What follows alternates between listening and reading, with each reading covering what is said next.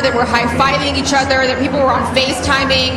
I think they couldn't believe it, that this happened tonight and they didn't have to wait days and days and days. We are now awaiting the former president to take the podium. He is here in the building, as is his running mate, now Vice President-elect J.D. Vance. They're backstage. We were told they were going to come out as soon as the election was called, and so now we're just waiting. We asked for a 2-minute warning. I don't know if we're going to get one, but hopefully we will see him soon. And so I just want to add a little bit of perspective, just as a Capitol Hill reporter that's been covering the former president for a while. When I came to Congress 3 years ago, talked privately with many powerful Republicans who did not want to see the former president back in Washington, and then to see the legal battles that he went through and Republicans having to stand up for him. And then he went through the primary process. As Kellyanne Conway just said, he earned it state by state by state, and then came back to Washington in the spring and went to the RNC and claimed the nomination. This is the greatest comeback that I've ever witnessed personally myself. And so I look forward to seeing what he says to the country here tonight and to his supporters. Back to you.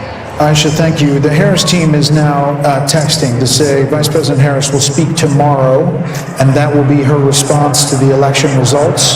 That's all we have from the Harris team, which is really strange. I mean, from a PR perspective, Dan? No, I also just think it's a shame, because I remember when John Kerry did this to George W. Bush in 2004, and you work so hard, and I know that they're disappointed, but you should concede and let your opponent have their election night, and let everybody that's there at Trump, at Mar-a-Lago, where are they? They're in Palm Beach. They're in West Palm, at the convention center. At the convention center, like, let them have their moment without anyone. Like, I remember Andy Card had to come in and say, well, yes, we know we won, but we have to wait until John Kerry concedes, and then we all had to traipse back in the next morning and wait, and you don't get that moment. I don't think it's right. And that's not to say there's not going to be a phone call. There could be a phone call tonight, but she's not going to speak public. If there's a phone call, they have to make it public. And then nobody needs to hear from her. So if I were her, I would do it tonight. I mean, that whole setup in front of Howard Because all of her people were already there. Everybody was there, and it does feel like you want to just collect the moment and do it the way the But they were holding out hope. They were holding out hope that the blue wall could somehow come together, but it's going to be the red wall. 90 minutes before that, they were told to go to bed. I got that text. 90 minutes before all of this, Jen O'Malley Dillon, the Harris campaign person, said everyone can go to bed and come back tomorrow. So she didn't even address her own supporters. We want her to call President Trump. She didn't talk to the people who were assembled there for hours for her. It just seems very ungracious. By the way, it ended up being a very bad split screen. You probably couldn't see it in here, but they're filing out, and he's expanding his folks, and they're all excited for him. Look, I think that Kamala Harris is a sign of the times, but I think that Trump's a metaphor for the country. And when he says we don't surrender, fight, fight, fight, we get back up, I just think I think that's what it is. The other thing I just want to say, maybe it's as a Catholic, maybe it's just as a Trump supporter, maybe it's just as a flawed human being. We all get second chances in this life. Rarely do we get a second chance as big as this one. And I have got to believe the man that I know and that Kayleigh worked with is going to work with a certain alacrity and energy to get things done very quickly. What he can do through executive order, what he could do with the Congress, bringing in the governors. Nobody gets a second chance this big in their lives and just puts it on the shelf like it's a trophy or a gold star. He's going to use that as a platform for good and undo some of these bad policies, and I think do even better. You know, these celebrities, these athletes, he's got job creators and innovators. He's got Elon Musk and Dana. He's got people who make stuff, who people say, wow, there's an immense success story, and he's going to bring them aboard. So Vice President Harris has now encountered what is known as the Van Buren curse. It's the failure of the Vice President to get to the presidency. Only two have done it, and that is Mark Van Buren in 1836 and George H.W. Bush in 1988. You know, the question is what the Republican Party looks like now. And Kayleigh, it's a multiracial party, to your point. It's working class, and maybe it's the future. I mean, it's Elon Musk. It is Joe Rogan and podcasts. It is, you know, there's an opportunity here on both parties to realign and change. There are going to be a lot of conversations that go on to that end. Who is the next standard bearer for president? Is it J.D. Vance? Is he the one who picks up the torch after a 4-year legacy-defining term with the success that Kellyanne's describing? Is it J.D. Vance that picks it up? There's going to be a conversation about ground game. I mean, Kamala Harris over the weekend, they were saying they were knocking 1,000 doors a minute, and I have no reason to doubt that. It was an extraordinary ground game, but do ground games matter as much as podcasts? As much as real, authentic, viral moments like President Trump on the garbage truck, or President Trump at McDonald's, these viral moments that really captured the attention of the nation.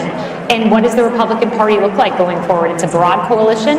It's an exciting coalition, and I think if President Trump manifests that working man agenda, no tax on tips, no limit on credit card interest rate, that's a working man's economic agenda.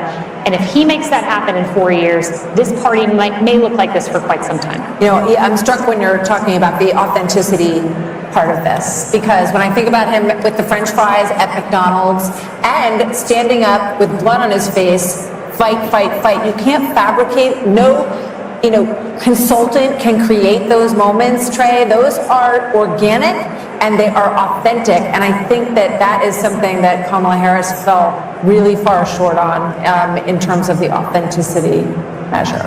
Yeah, if you had told me that a billionaire from New York would be able to connect with middle America, I would have questioned that. To my friend, the gentleman from Tennessee, autopsies are painful, especially when the patient's still alive.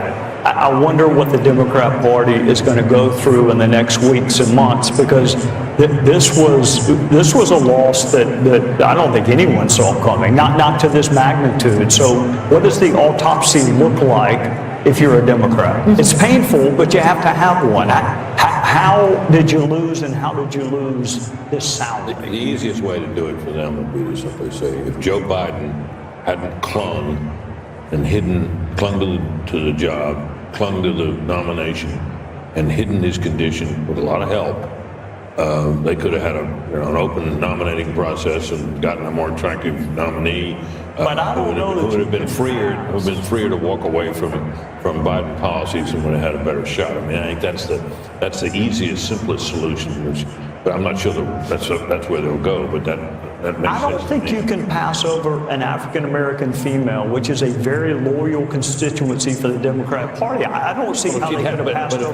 But if he left the office and she'd run, she would have been put through a different process and would have had competition, and the whole thing would have been different. But Harold, you have a Democratic Party that's pretty old. I mean, you have Nancy Pelosi and Chuck Schumer and Joe Biden. You got Andy Beshear, you got Josh Shapiro, you got Gretchen Whitmer. That's a different kind of Democrat, and that is not the progressive Democrat that wins in a primary. So is it going to be a change in your party? Well, we nominated a Bill Clinton and a Barack Obama who were not from the old days party. So I think we'll do that. Look, tonight, what happened this evening and what's happened over the last year has been described. There were those on this panel who didn't believe that this resurrection could have occurred.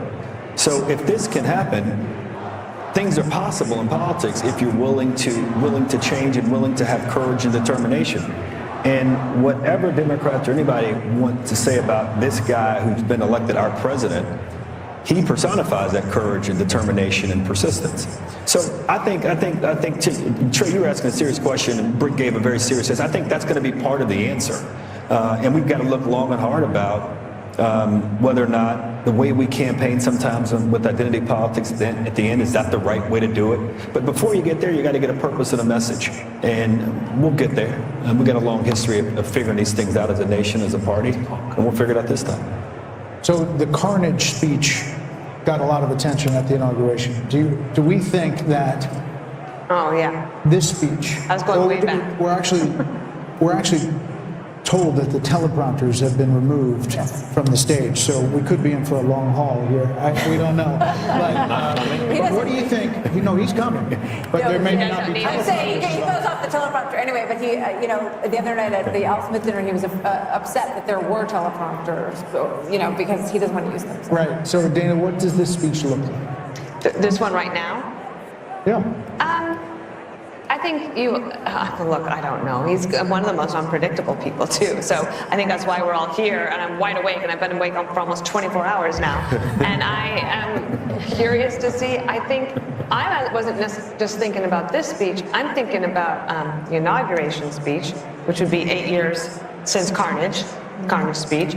He has a wide range of the types of speeches that he can give. If you think even within a speech, there's range. If you think about the RNC convention, it started off with like, oh wow, yeah. And then after a while, it was like, wow, he's still talking. It was like so long, and it kind of got off script, and people thought, oh, he kind of lost opportunity. But he didn't. I think if you look at these people who would take off work, drive somewhere in the middle of the night to go and get in line to wait for hours, to then stay at a rally for hours, and part of the things he has done as well is created this camaraderie amongst people so that you could go to a place where you're not afraid to wear your red MAGA hat, and you could say, I'm not the crazy one.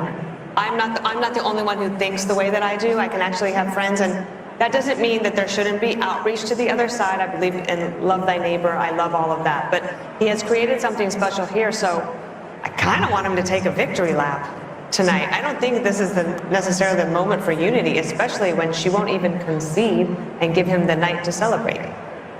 Kellyanne, you were looking at the popular vote. He's still up and could finish up. And part of it is because he did run up the totals in places. I was looking at even the rural counties in Pennsylvania. He was going to win them by significant double digits, but he won them that much more. I think running up the totals in Florida, which was a swing state not that long ago, over 1.1 million votes or so. Haley, right, your home state. And this is, look, I think that when the Democrats take a look at this candidacy, it's not going to be that she had too much time, not enough time. She's just a flawed candidate. She doesn't speak well. She doesn't work hard. I'm not being mean or partisan. I don't know why the country would have rewarded this candidate with the big job when she couldn't make the case what she does as vice president that affects our lives in a positive way. She was given that opportunity. I personally would like to thank the women of The View tonight for asking this question, for having her on. Oprah, we see you, and so on and so forth. People thought they were doing her a favor because they made her something she's not. It's the opposite for Trump. They make him something he's not. Take that one word, take that one line, take that cherry pick this, that, the other. You never get the essence. I go back, does everybody remember 5 years ago, so Laurel and Yanny, or what color dress? You hear Laurel, I hear Yanny. You see a blue dress, I see yellow dress. We were all looking at the same thing. That's the way Donald Trump is in this country. There are people who look exactly the same person, and they see two different vistas. I think it's time that we try to see one. Look, I don't know who said it earlier. I'm a little worried about the reaction of the Democrats and the Kamala people here. I'm very worried. I think that there are a lot of unhinged people across the political spectrum, and we gave very little quarter to how many anti-Kamala voters are out there. I don't want to hear the words racism and sexism. It's eyesight and hearing. We were listening and watching her, and I'm very worried that we've not talked a lot about how violent people may be and angry because she lost. Right. I'm afraid of that. Right. I mean, I can just imagine thinking about The View, and a week or so ago, they were saying, what is wrong with someone who would vote for him? Michelle Obama. And Joe Scarborough saying, we weren't raised like this. Who raised these people? So I can only imagine what tomorrow is going to look like.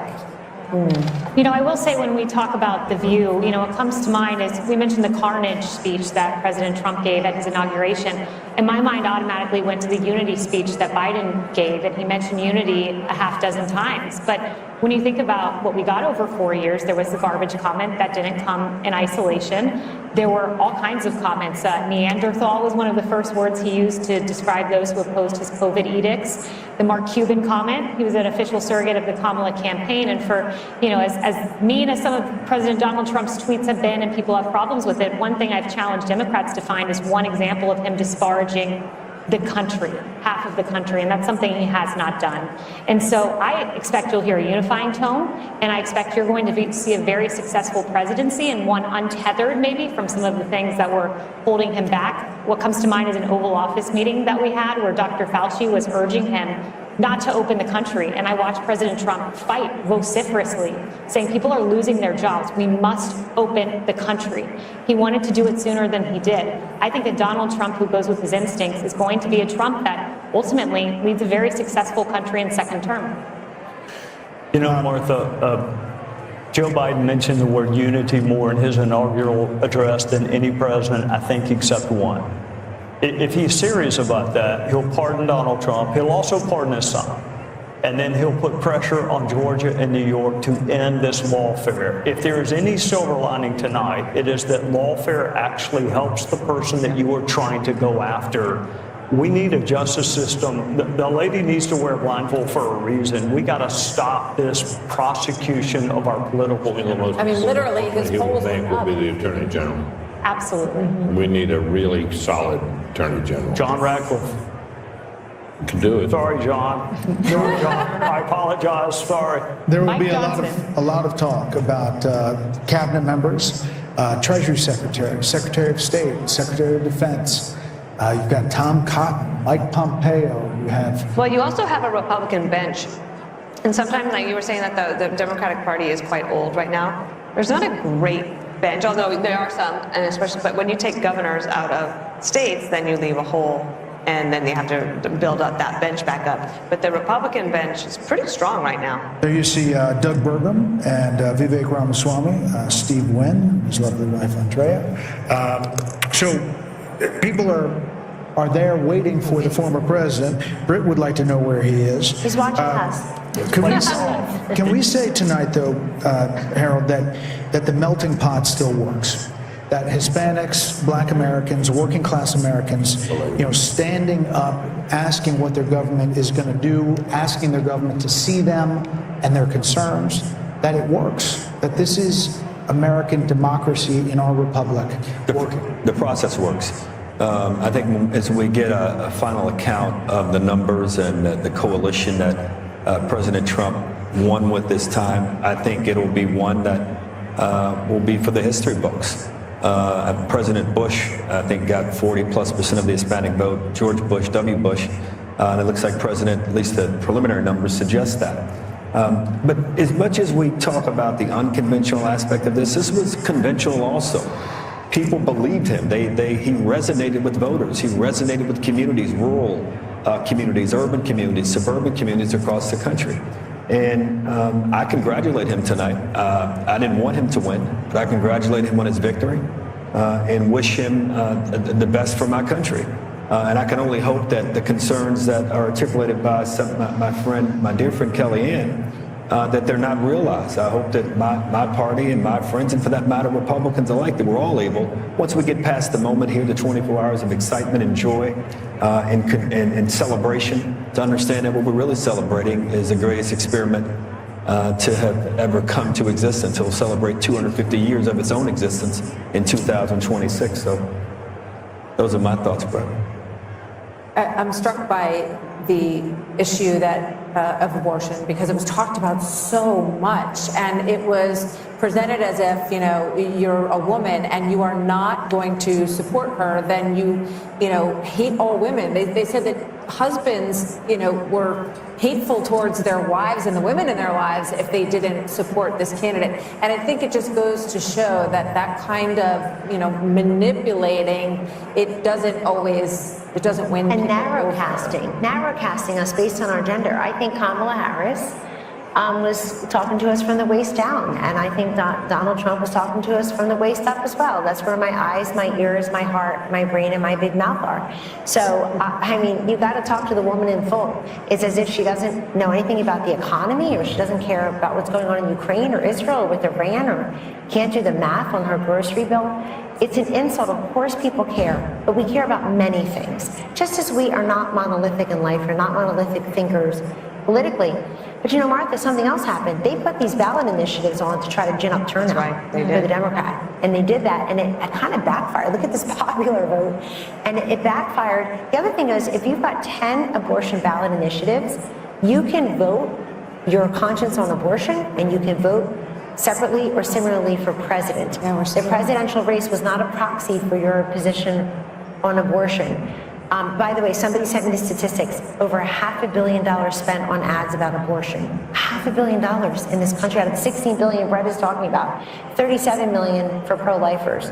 The rest was the pro-choicers. I mean, it's just insane amount of money. So we've spent a lot of time talking about markets tonight and the betting markets.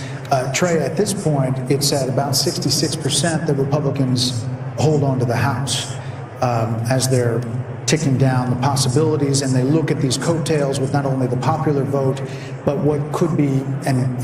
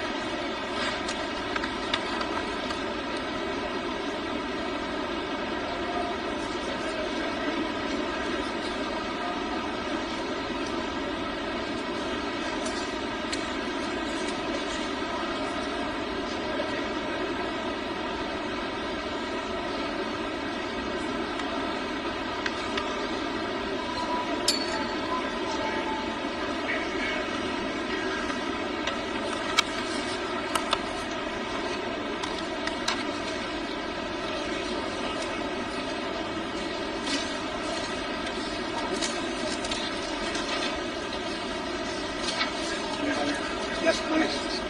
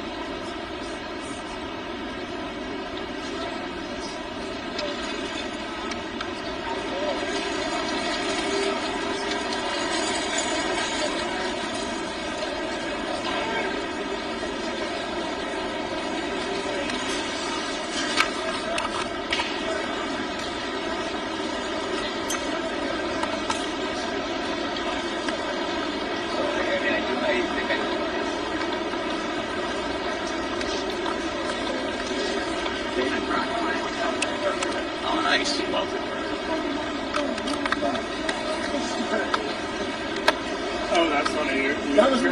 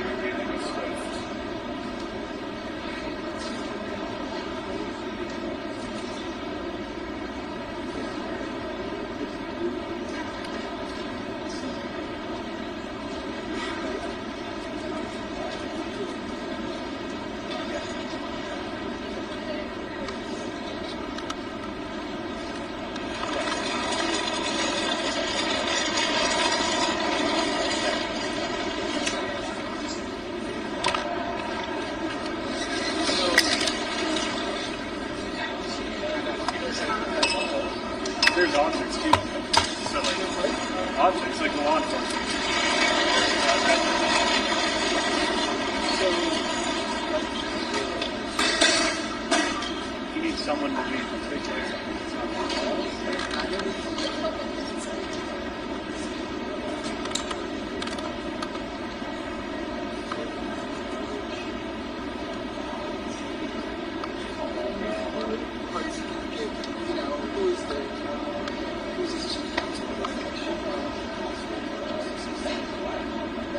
And the guy who hired him caused the sweat of the huge breath of fresh air for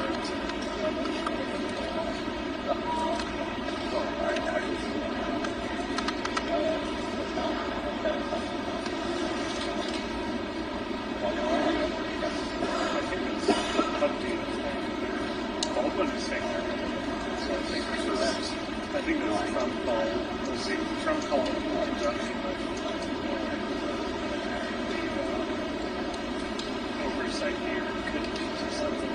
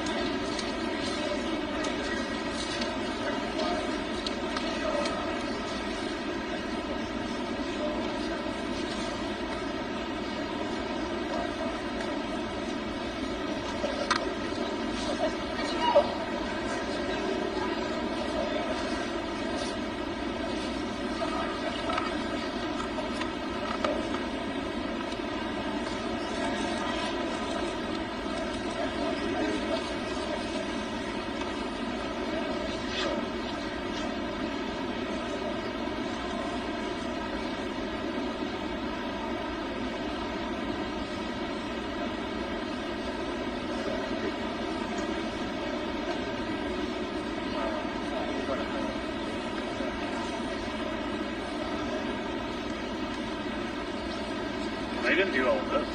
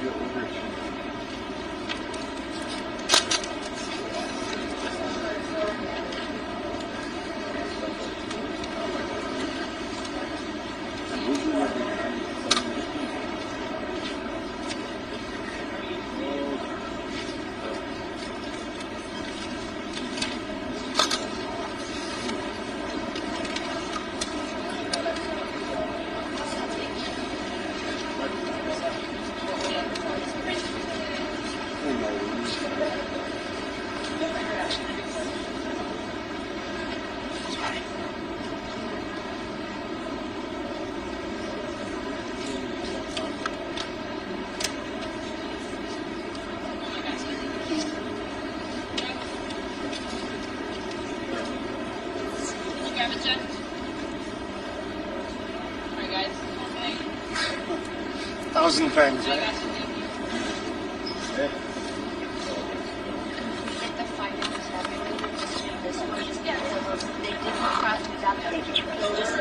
It's on the side. I took certification. All right. Thank you so much. Oh. Jeff, it's on the side door. Other side, other side, other side. Other side, right there. There you go.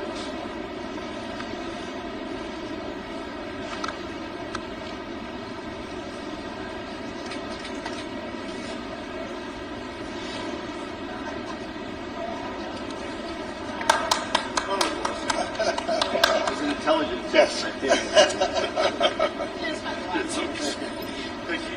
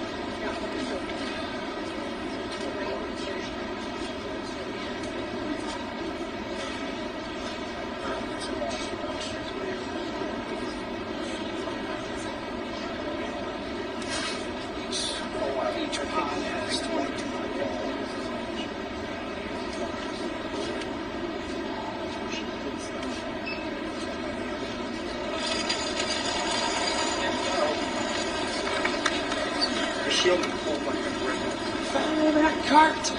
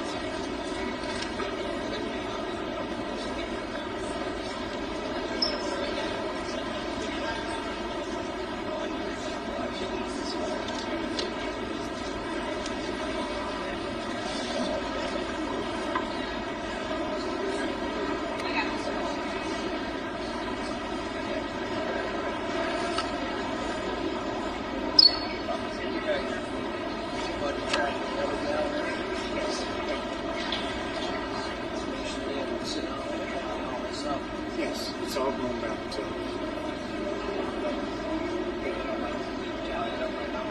Yes.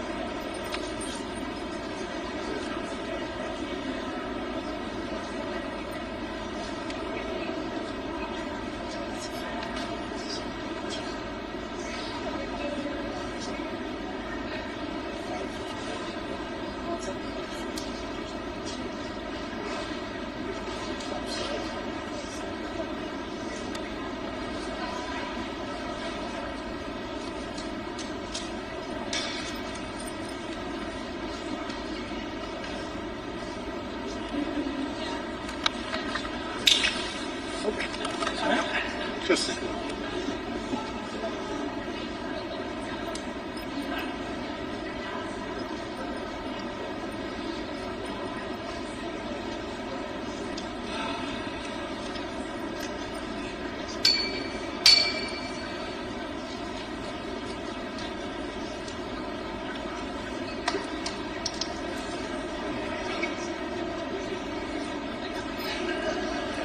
I have to go that far back. You can appreciate that.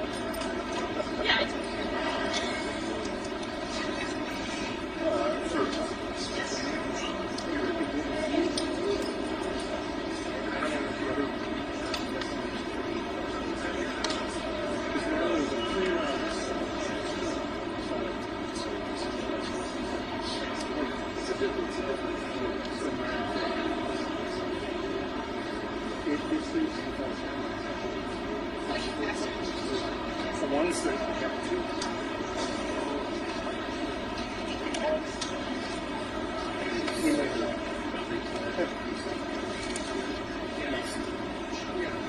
Oh yeah.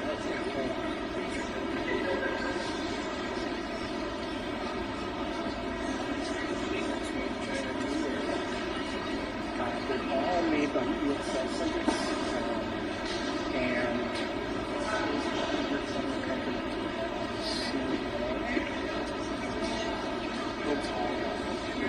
so he was like, you know, some person that had issues with the machine. He was there.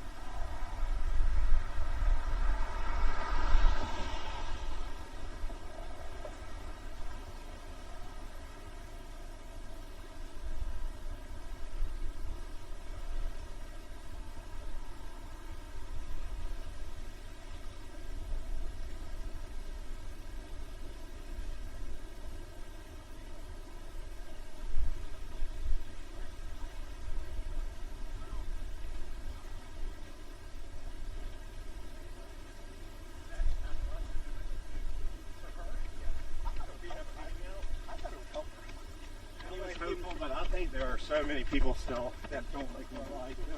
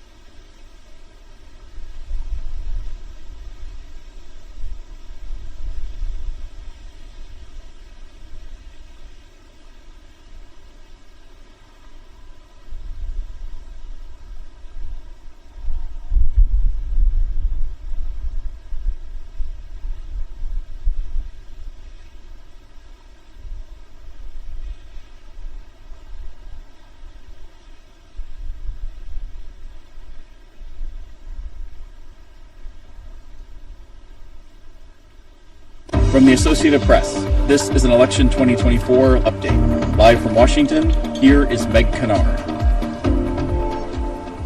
This is a breaking alert that has just moved on the AP wire. The Associated Press has called the presidency for Republican Donald Trump. This call comes after the AP determined that Trump was the winner of the battleground state of Wisconsin, whose 10 electoral votes put him over the threshold of the 270 needed to be declared the winner of the race for the White House. Vote counting in some states is still ongoing. At this hour, we do have an update on the electoral votes for each candidate. Trump has 277, and Democrat Kamala Harris has 224. This is a moment of history for the United States. Trump is only the second U.S. president ever elected to return to the White House after losing it. He's also the first president elected after being convicted on dozens of felony charges. Trump campaigned heavily on several issues, among them reform of the U.S. immigration system and the economy, both of which he framed as areas in which Americans are suffering during a Democratic presidential administration. Data from AP Votecast shows us that Trump's supporters were largely motivated on these two issues. In addition to that live voting map that you can see on your screen, there is also in the lower right-hand corner Mar-a-Lago, which is Donald Trump's Florida home, and in the lower left, the White House, to which he is now set to return next year. This marks the end of AP's Election Night live stream program. Thank you for joining us for this inaugural broadcast. You can always find updates on AP's election coverage at apnews.com, where we will continue to bring you political news in all formats, as well as more race calls in the contest in which AP is yet to declare winners. That's all from me for now. I'm Meg Kennard in Washington. Good night.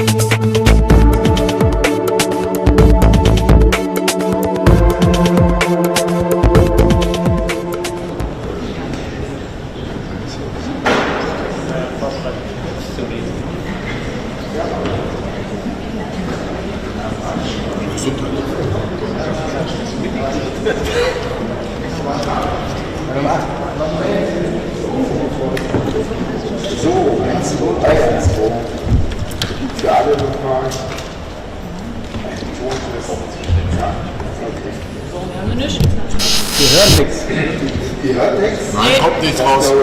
Noch? Also das Mitwort kommt nichts. Ja, Stecker aus. Was? Ja klar. Stecker ausgezogen? Ja, Stecker rausgezogen.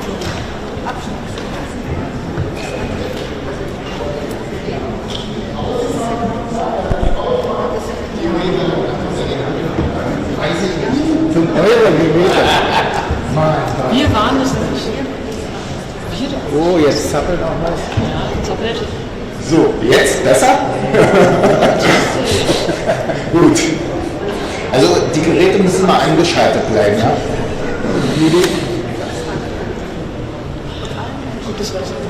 Ja.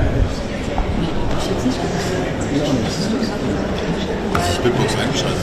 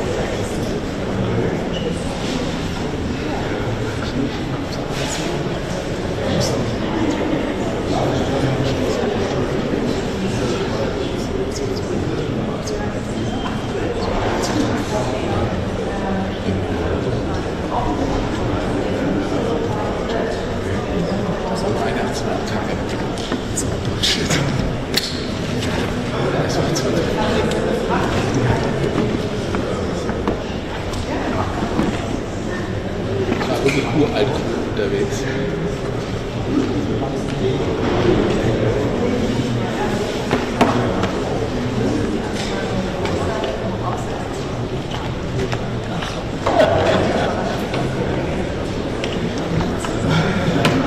Ja, der müsste sowieso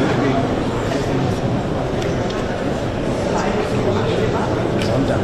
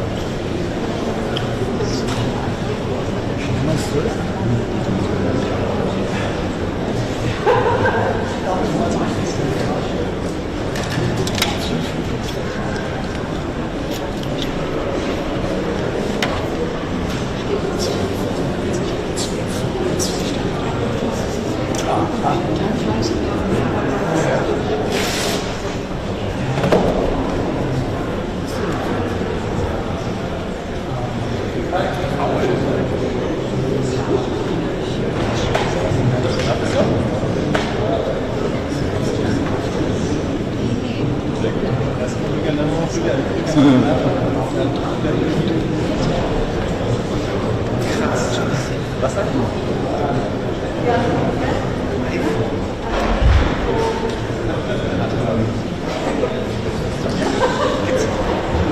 Tut mir leid, bitte damit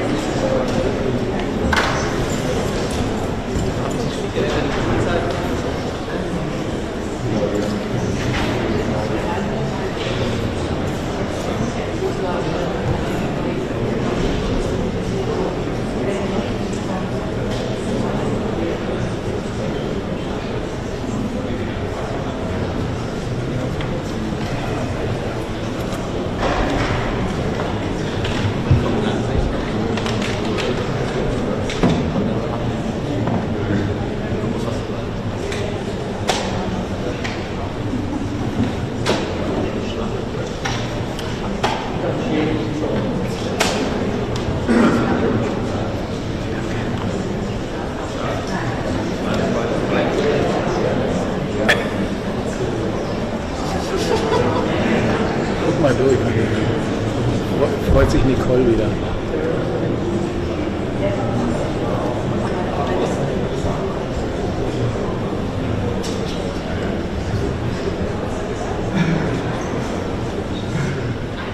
Klasse von hier nach Bollywood.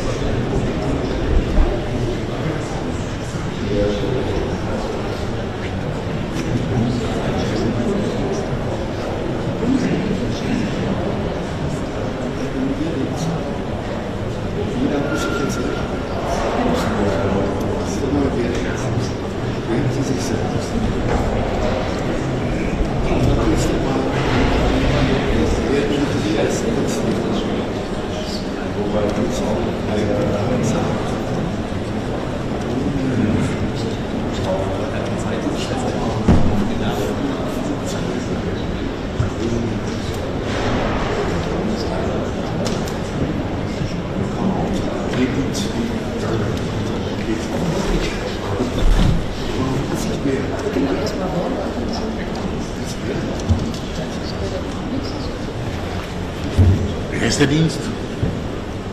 Wer ist der Dienst?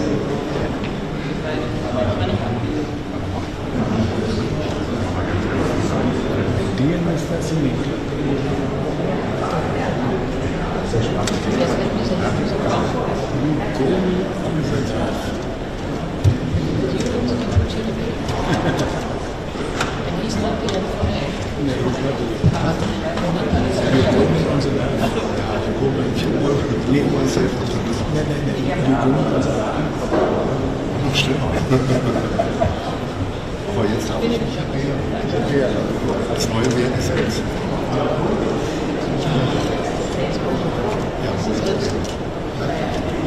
Vater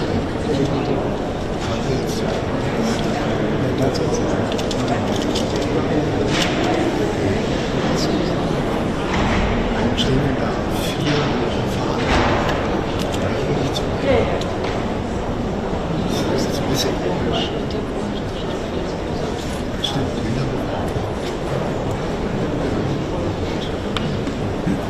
steht schon die ganze Zeit hinter einem. Richtig wild. Wo steht? Links europäisch. Ich glaube, der steht rechts hinter der deutschen Fahne. Diese Schönheit ist. Der ist schon berührt.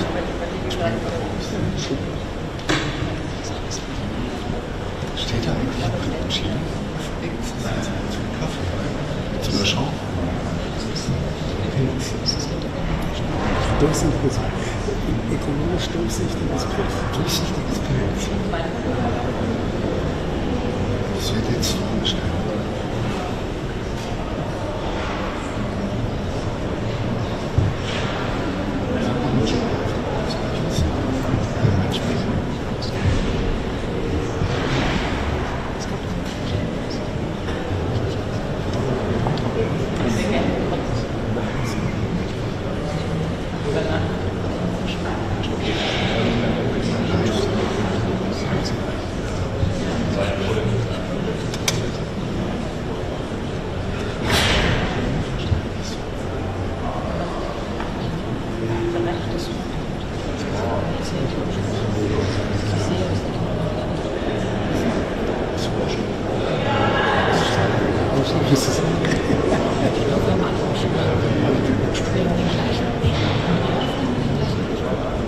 Was ist eine Tasche?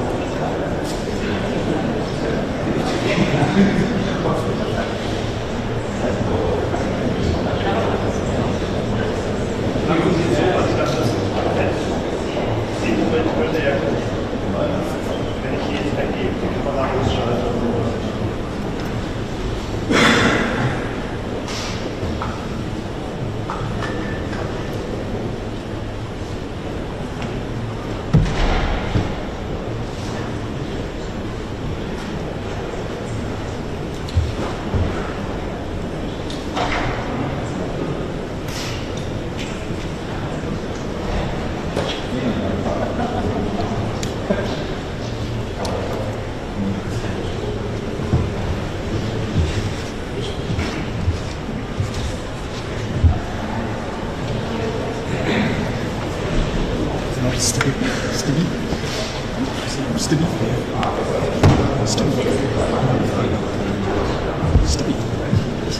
Noch nicht. Noch 14,5, das sollte reichen.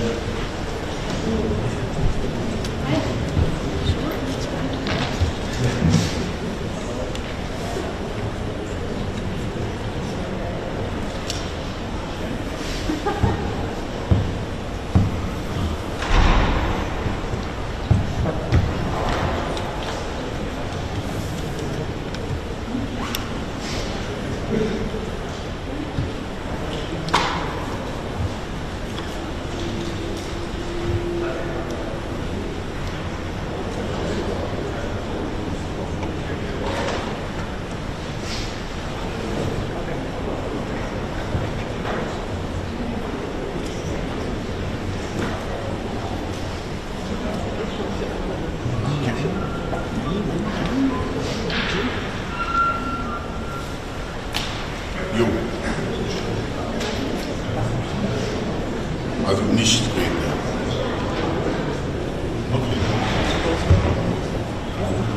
Was? Schnittbilder. Oder ein Schalter. Nein, das ist ein Schalter.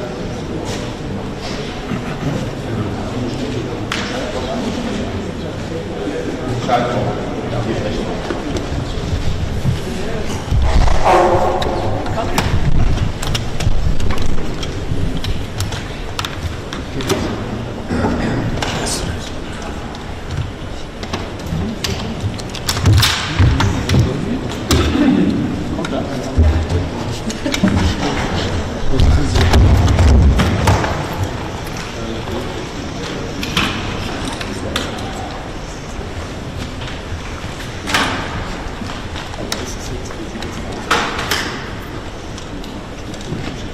Die Amerikanerinnen und Amerikaner haben gewählt.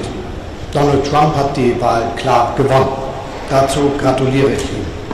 Präsident Trump wird sein Amt in einer Zeit großer Herausforderungen und Krisen antreten. Bei ihrer Bewältigung kommen den Vereinigten Staaten und ihren Präsidenten eine zentrale Rolle zu. Deshalb hat eine Präsidentschaftswahl in den USA immer Auswirkungen über Amerika hinaus. Noch ist die neue amerikanische Regierung nicht im Amt.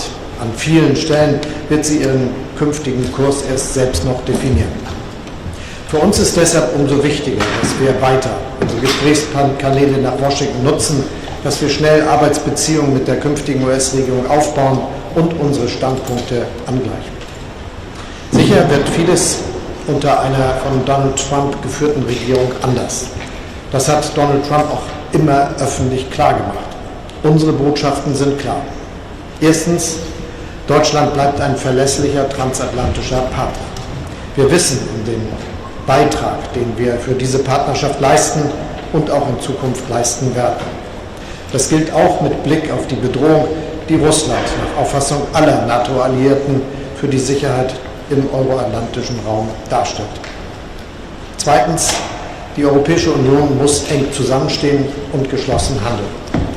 Als deutscher Bundeskanzler wirke ich darauf hin. Ich habe mich heute mit Präsident Macron ausgetauscht. Morgen treffen wir in Budapest die anderen Staats- und Regierungschefs aus Europa. Wir werden uns dort eng abstimmen und das auch in den kommenden Wochen fortsetzen. Alle europäischen Länder haben in den vergangenen Jahren mehr Verantwortung übernommen für die Sicherheit unseres Kontinents, für die Unterstützung der Ukraine, für die Unabhängigkeit Europas in Wirtschafts- und Energiefragen. Das alles sind und bleiben Themen, in denen wir als Europäer gemeinsame Interessen mit den USA haben. Darauf werden wir aufbauen. Daraus folgt mein dritter Punkt. Von der transatlantischen Partnerschaft profitieren beide Seiten. Die EU und die USA sind zwei ähnlich große Wirtschaftsräume, verbunden durch die engsten wirtschaftlichen Beziehungen weltweit. Deutschland und die Vereinigten Staaten sind sich in einer über Jahrzehnte gewachsenen Partnerschaft, ja Freundschaft verbunden. Unsere menschlichen Verbindungen in die USA sind enger als in jedes andere Land außerhalb Europas. Millionen amerikanische Bürger haben deutsche Wurzeln. Und deshalb gilt, we are better off together. Gemeinsam können wir viel mehr durchsetzen als gegeneinander. Einen letzten Gedanken möchte ich noch anschließen. Wir alle haben den Wahlkampf in den USA in den zurückliegenden Wochen miterlebt. Wir haben gesehen, wie sehr die Amerikanerinnen und Amerikaner zwischen den beiden großen politischen Lagern gespalten sind, auch wie sehr das auch Familien, Freunde, Kolleginnen und Kollegen, ja ein ganzes Land zerreißen kann. Meine feste Überzeugung ist, ein Land ist umso größer und stärker, je enger seine Bürgerinnen und Bürger zusammenstehen. Ich wünsche mir, dass wir in Deutschland zusammenbleiben. Wir mögen unterschiedliche politische und gesellschaftliche Auffassungen haben, aber wir leben in einem Land. Uns eint mehr, als uns trennt. Auch dieser Gedanke gehört für mich hierher, nicht nur am heutigen Tag. Schönen Dank.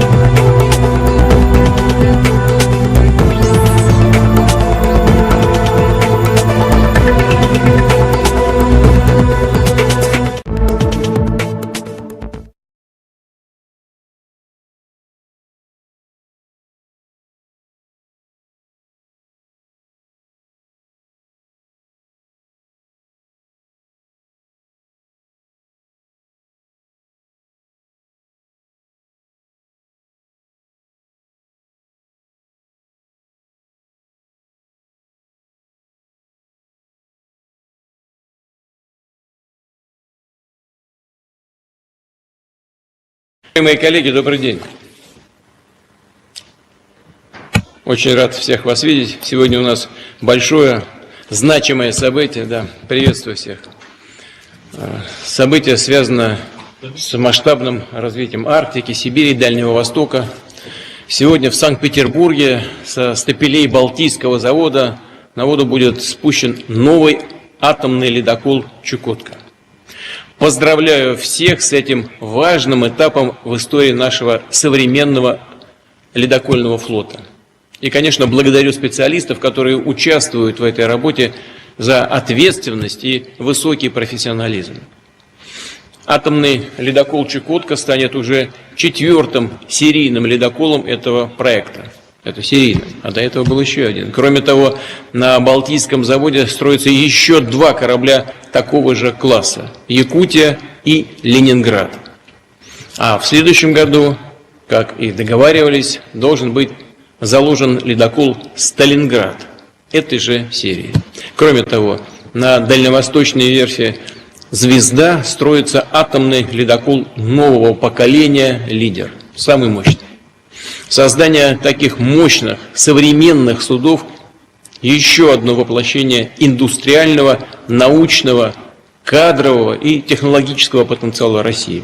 Именно так, на базе собственных технологий и прорывных научных решений, должна развиваться вся отечественная экономика. Вновь подчеркну.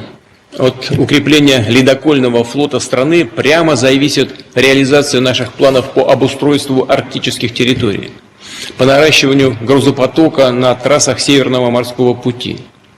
Здесь у нас, как известно, амбициозные цели.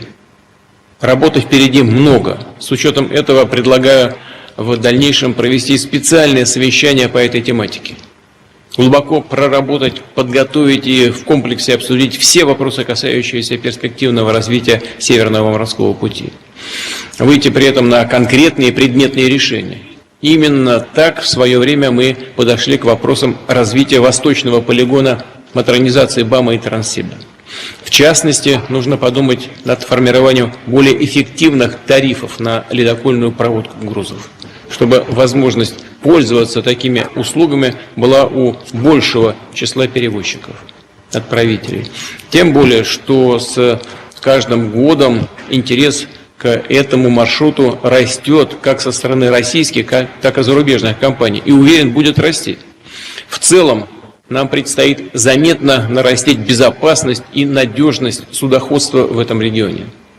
Для этого продолжим улучшать качество спутниковой навигации, связи, мониторинга ледовой обстановки. Будем модернизировать инфраструктуру арктических портов, прокладывать к ним необходимые железнодорожные магистрали.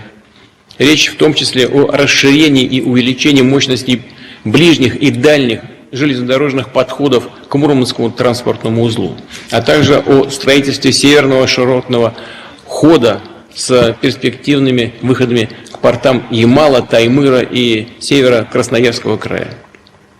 И в завершение хочу пожелать кораблестроителям, другим участникам наших арктических проектов дальнейшей продуктивной работы, новых больших свершений на благо России. Пожалуйста, слово министру промышленности и торговли Антону Андреевичу Алиханову. Антон Андреевич, прошу вас. Уважаемый Владимир Владимирович, наши судостроители продолжают наращивать российский ледокольный флот, который является самым крупным в мире. С 2016 года со стапелей Балтийского завода сошли и работают в акватории Северного морского пути 3 атомохода нового поколения. Это Арктика, Сибирь, Урал. Сегодня эту группировку пополнит ледокол «Чукотка», мы спускаем его на воду, и в ближайшие недели ожидаем передачу еще одного ледокола «Якутия», который готов более чем на 95%.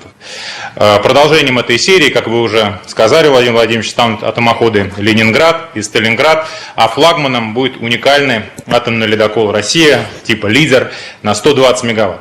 Его строительство сейчас ведется на верфи «Звезда» в Приморском крае, а также рассматривается возможность размещения на этих мощностях заказов на 4 дизель-электрических ледокола. их появление высвободит более мощные атомоходы для работы в восточном секторе Севморпути, который отличается более тяжелой ледовой обстановкой. При этом для использования нашей главной морской артерии с полной отдачей нужен суверенный крупнотоннажный грузовой флот, включая газовозы, балкеры, контейнеровозы, сухогрузы, нефтеналивные, СПГ-танкеры. Работа по ним ведется на уже упомянутой верфи «Звезда». В настоящее время портфель заказов по крупному тоннажу составляет 26 судов. В дополнение к этому объему в перспективном плане загрузки «Звезды» до 2037 года для нужд Севморпути у нас учтено 92 грузовых судна ледового класса, чтобы обеспечить более высокий уровень локализации и технологической независимости нашего нового флота. По вашему поручению, Владимир Владимирович, продолжается работа по освоению производства критического судового оборудования. На это у нас нацелена отдельная субсидия, в рамках которой 47 предприятий ведут разработку 89 видов этого нового оборудования. Начиная со следующего года мы выходим на серийное производство первых таких образцов. На следующую трехлетку в бюджете у нас также запланированы средства на эти цели и отдельно прорабатываем и забюджетировали новые механизмы стимулирования спроса на такое критическое судовое оборудование, чтобы оно было конкурентоспособным. Мы глубоко признательны нашим судостроителям, особенно коллективу Балтийского завода, за большую проделанную работу и по старой морской традиции предложили стать крестной матерью ледокола «Чукотка», председателю Совета федеральной территории «Сириус», члену Совета при президенте по науке и образованию Елене Владимировне Шмелевой.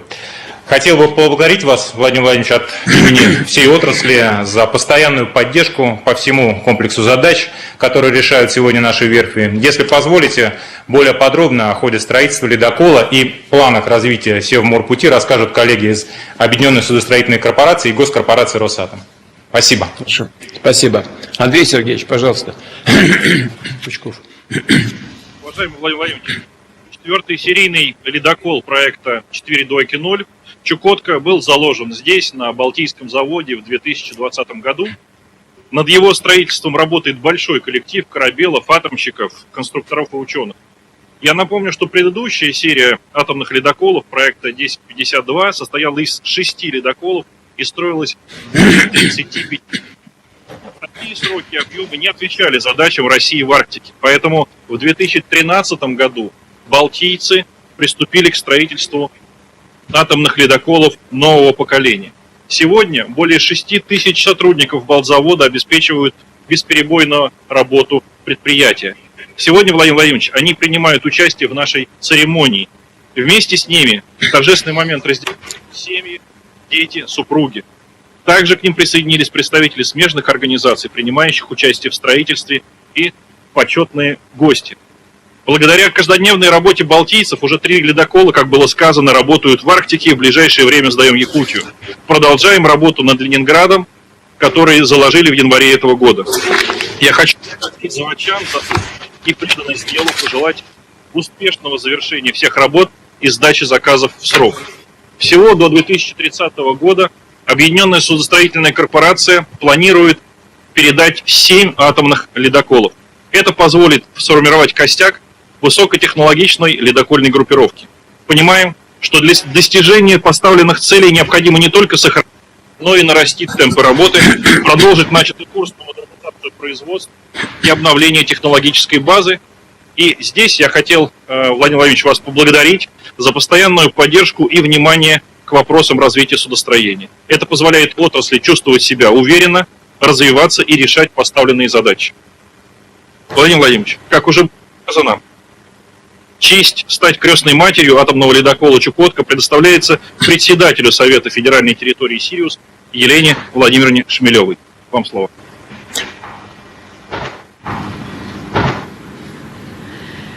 Уважаемый Владимир Владимирович, уважаемые коллеги, я испытываю, конечно, невероятное чувство гордости от того, что участвую в этом масштабном, действительно историческом событии развития Арктики и Северного морского пути.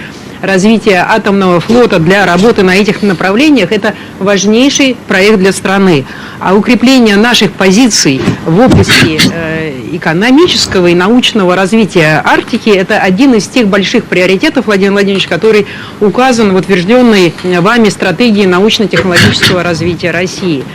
Для меня огромная честь стать крестной матерью ледокола «Чукотка», уже 4-го по счету в рамках проекта 22-220. И это, конечно, самые большие, мощные ледоколы, которые охватывают и созданы для круглогодичной навигации. Вы уже говорили и про экономику, коллеги говорили про разного типа груза, но я хочу отметить еще одну функцию, а именно научные исследования. Научные исследования, которые мы можем вести в Арктике, и я очень признательна, что это кардинально меняет вообще доступ ученых в Арктику. Вот сейчас на одном из таких атомных ледоколов ученые Сириуса вернулись из 45-дневного похода. Это была экспедиция научная, они исследовали мерзлоту, как она влияет на уровень углерода, и привезли огромное количество грунта, проб, воды, и будут исследовать для того, чтобы сделать беспрецедентные выводы.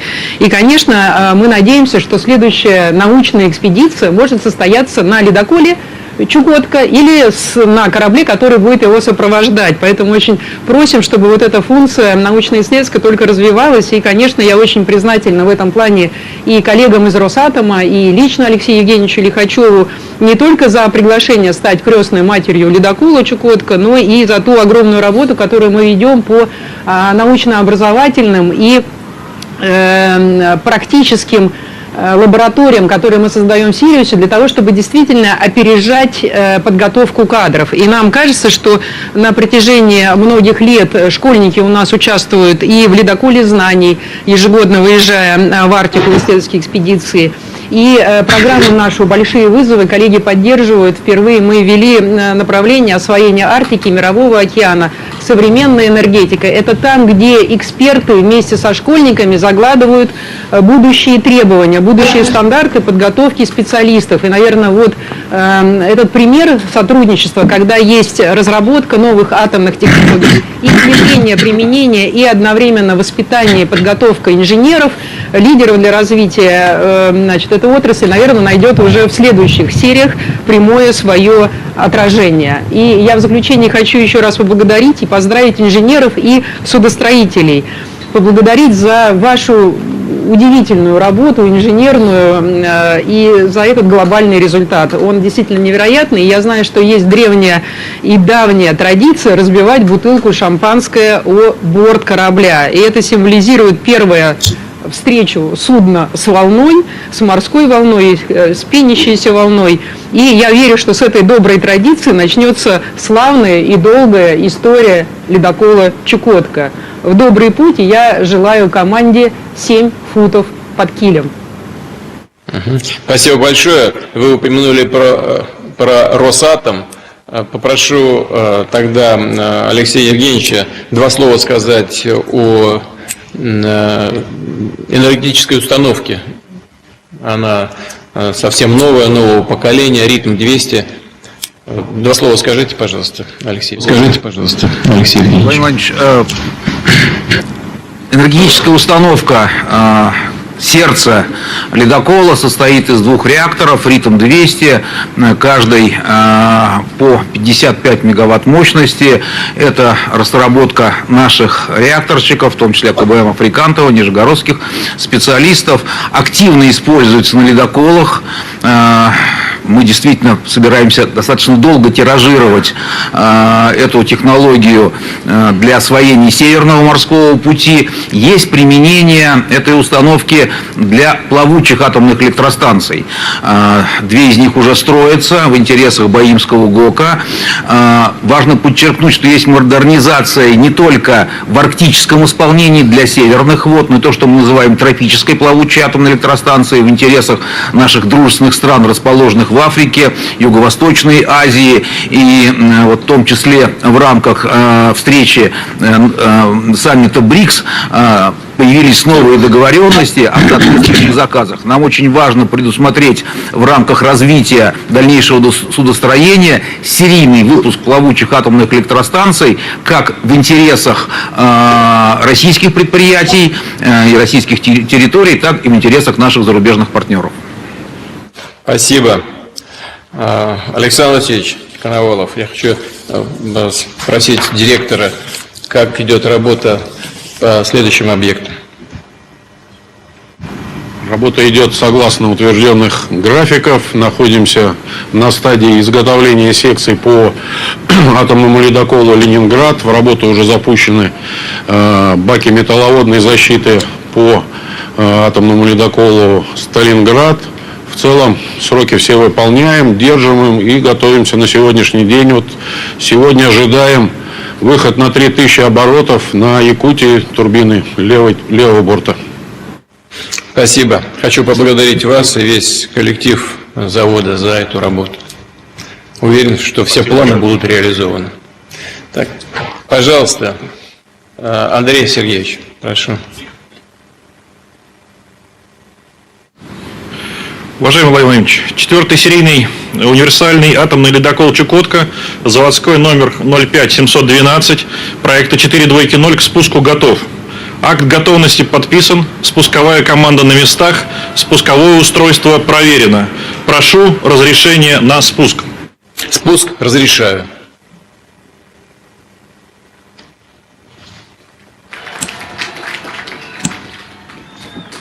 Капитану завода осмотреть акваторию. Начальнику стапельного цеха осмотреть спусковое устройство. Задержник резать.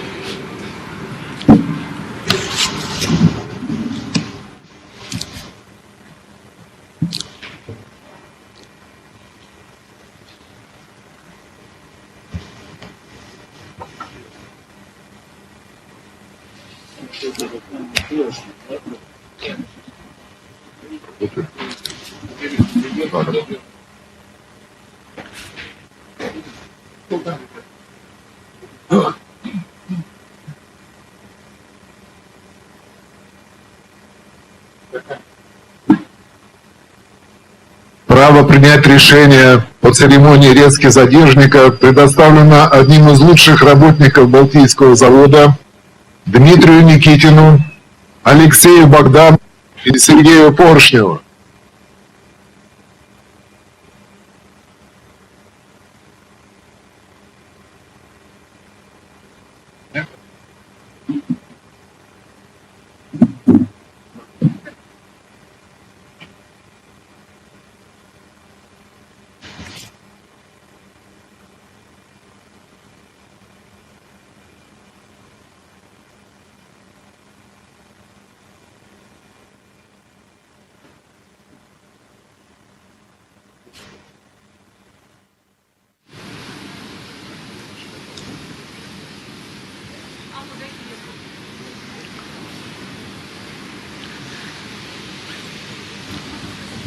Уважаемый Владимир Владимирович, разрешите доложить о развитии Северного морского пути и о том, какие планы сегодня есть у нас в части его освоения.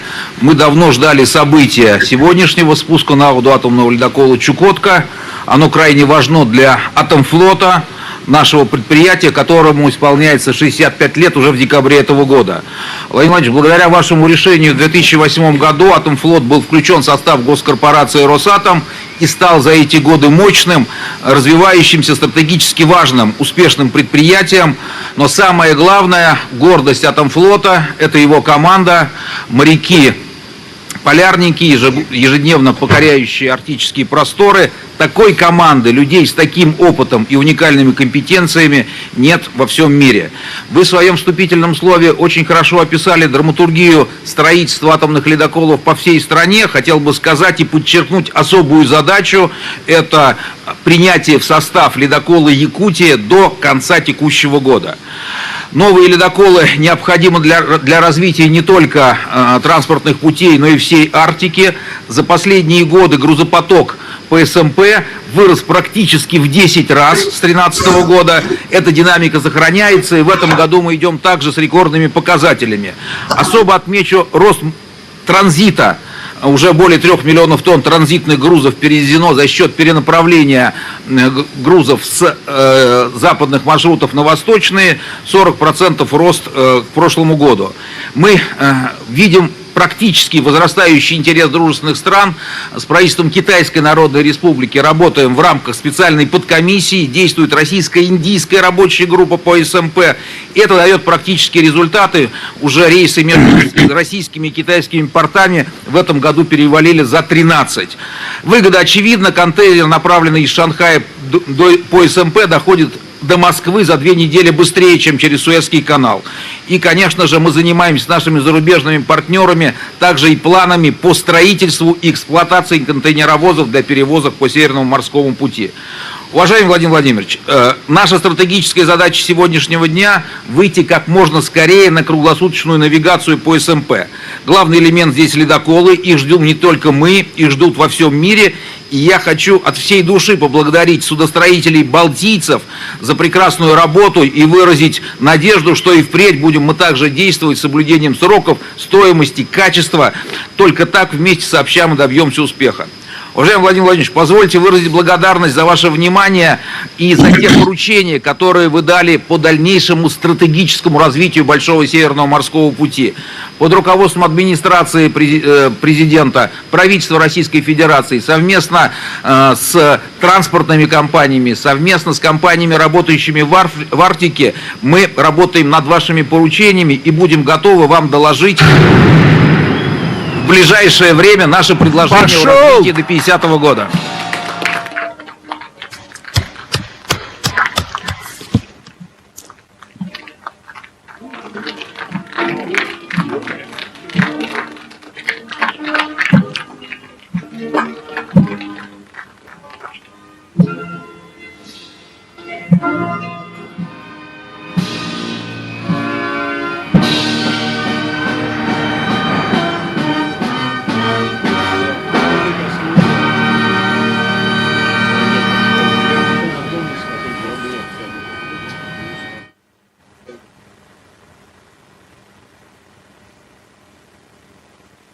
Все, в воде. Пошел. Ты раз глянул на самом деле, да. Пошел ровно, да, ничего не.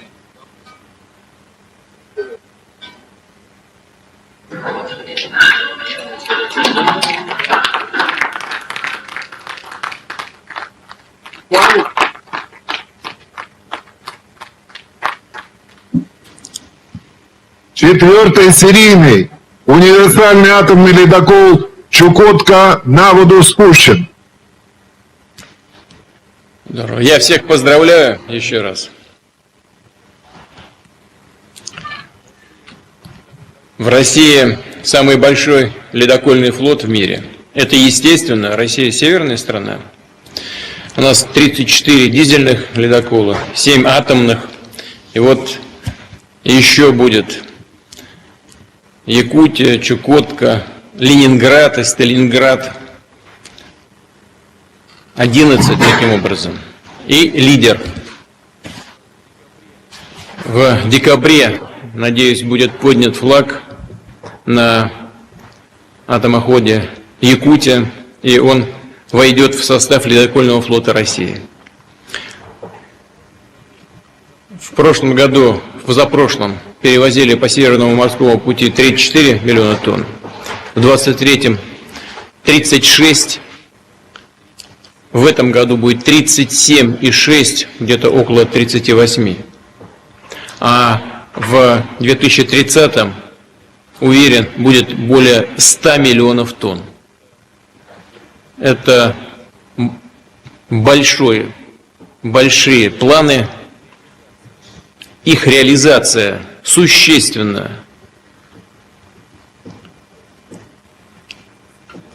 несет существенный вклад в развитие транспортной инфраструктуры России, сделает Северный морской путь очень привлекательным и для российских перевозчиков, и для наших партнеров за рубежом. Уверен, что Северный морской путь будет только набирать из года в год. И не только в связи с изменением климата, но и в связи с увеличением возможностей российского ледокольного флота. Еще раз хочу поздравить строителей, судостроителей, рабочих, инженеров, специалистов, ученых, причем в самых разных отраслях, с сегодняшним днем. Для судостроителей, да и для страны в целом, это хорошее праздничное событие.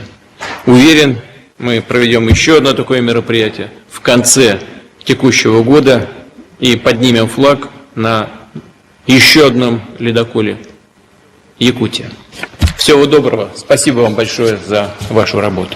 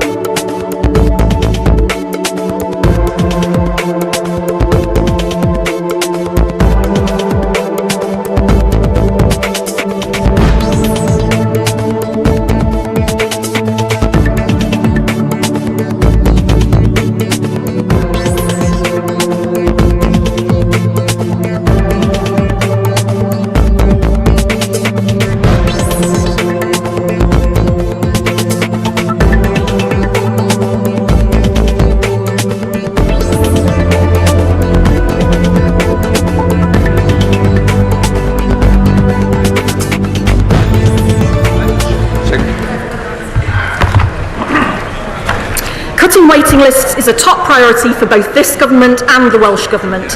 Last week's spending review provided the Welsh Government with its largest real-term settlement since devolution, including an additional £1.7 billion for 2025-26, enabling them to spend more on public services like the NHS.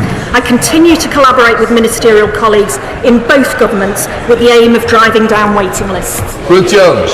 I thank the Secretary of State for her answer, and I welcome this new partnership between the Welsh and the UK Government, which represents a real opportunity to share best practices and help cut NHS waiting lists in England and Wales. So could the Secretary of State expand on how she will ensure that patients on both sides of the border can get access to the best healthcare possible in a timely manner? Both governments are working collaboratively to make the NHS fit for the future. We provided £1.7 billion boost for Welsh Government to spend on public services like the NHS. The Welsh Government have just announced £28 million to cut NHS waiting times. Both governments are sharing best practice and will consider more cross-border arrangements where capacity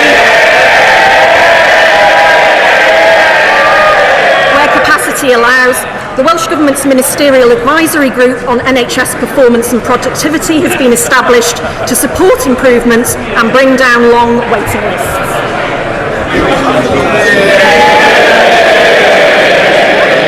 Robin Swan. Thank you, Mr. Speaker. The Secretary of State will know that health has devolved across all the nations.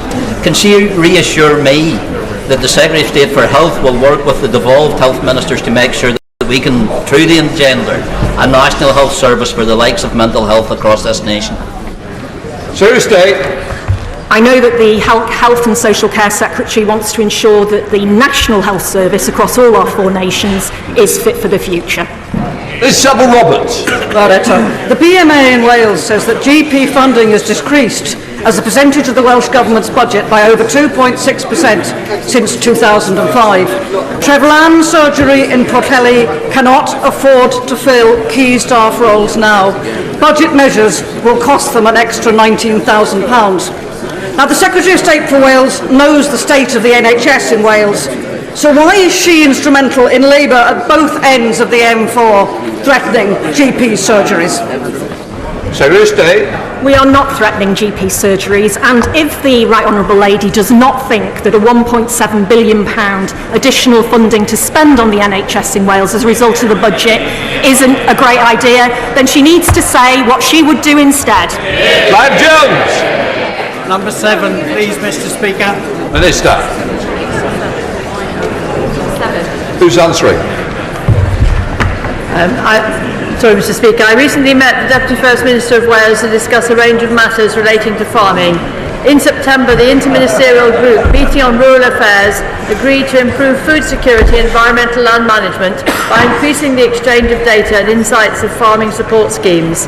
I was also pleased to see the budget protecting Welsh farm budgets at current levels for the financial year. Clive Jones. Thank you, Mr. Speaker. The Secretary of State, whilst in opposition, warned that the New Zealand trade deal would push Welsh farmers into bankruptcy, and noted that Australian meat is produced at a far lower standard than in Wales. I agree, my constituents want high quality Welsh lamb, beef and chicken. Therefore will the Minister push her colleagues in the Department of Business and Trade to review the Australia and New Zealand trade agreement and get it right for our farming communities. Minister.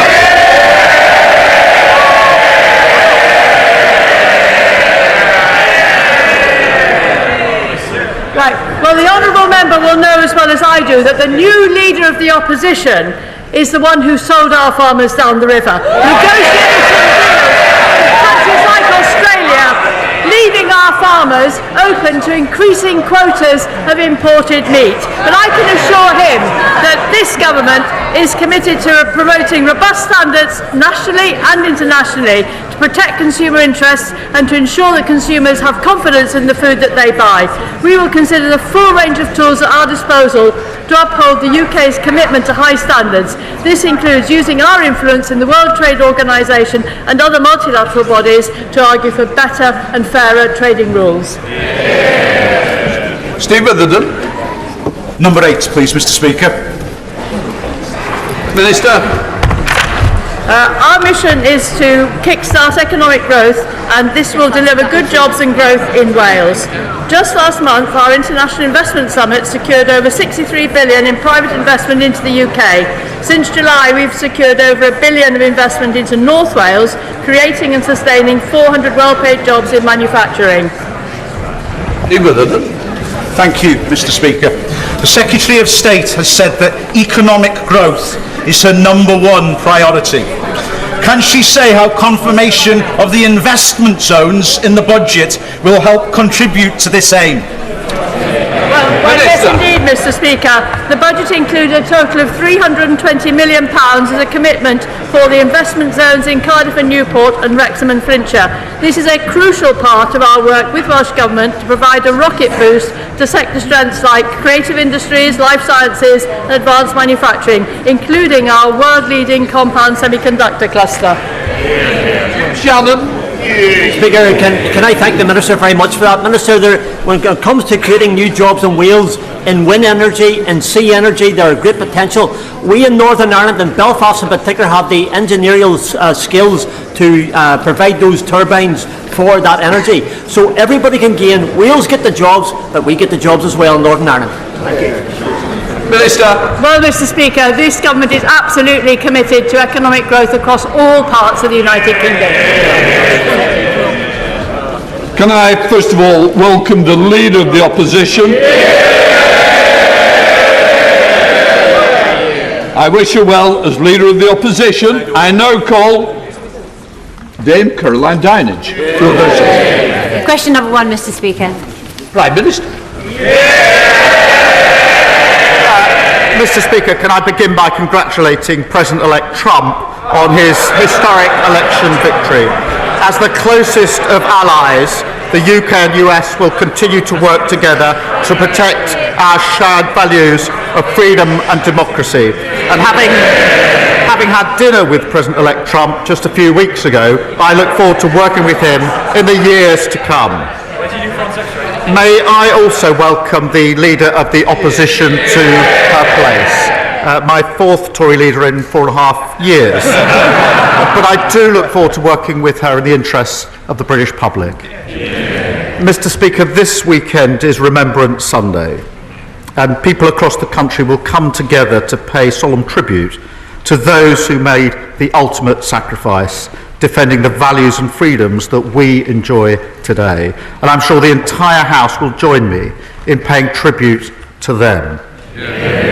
Mr. Speaker, this morning I had meetings with ministerial colleagues and others. In addition to my duties in this House, I shall have further such meetings later today. Dame Caroline. Thank you very much, Mr. Speaker. My constituent Susan is going to miss out on her winter fuel allowance this winter because she's just £10 above the pension credit threshold. So as well as losing out on this vital money to keep her house warm, she also doesn't get the £150 warm home discount. She doesn't get the £169 free TV licence or free NHS prescriptions. For the sake of a tenner, Prime Minister, is this fair? Prime Minister. Mr. Speaker, we passed a budget which was to fix the foundations of this country and to rebuild our country. And one of the issues we had to confront was the £22 billion black hole that was left by the last government. We've taken the tough decisions. That will stabilise our economy. That means we can commit to the triple lock, and that means that pensioners will be better off seeing the increase in their pension they would have been under the party opposite.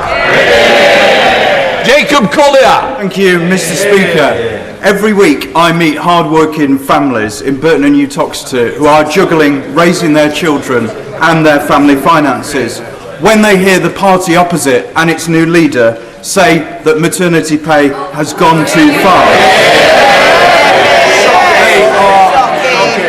They are terrified about what this means for them. To ease the worry felt by thousands of hard-working families, can the Prime Minister please commit that he has no plans to change maternity pay or to roll back the hard-won rights of working families? Well, I thank my honourable friend for his question. He's a champion for families in his constituency. My answer is simple, yes. And I don't agree with the Leader of the Opposition when she says that maternity pay is excessive and that it's gone too far. I come to the Leader of the Opposition.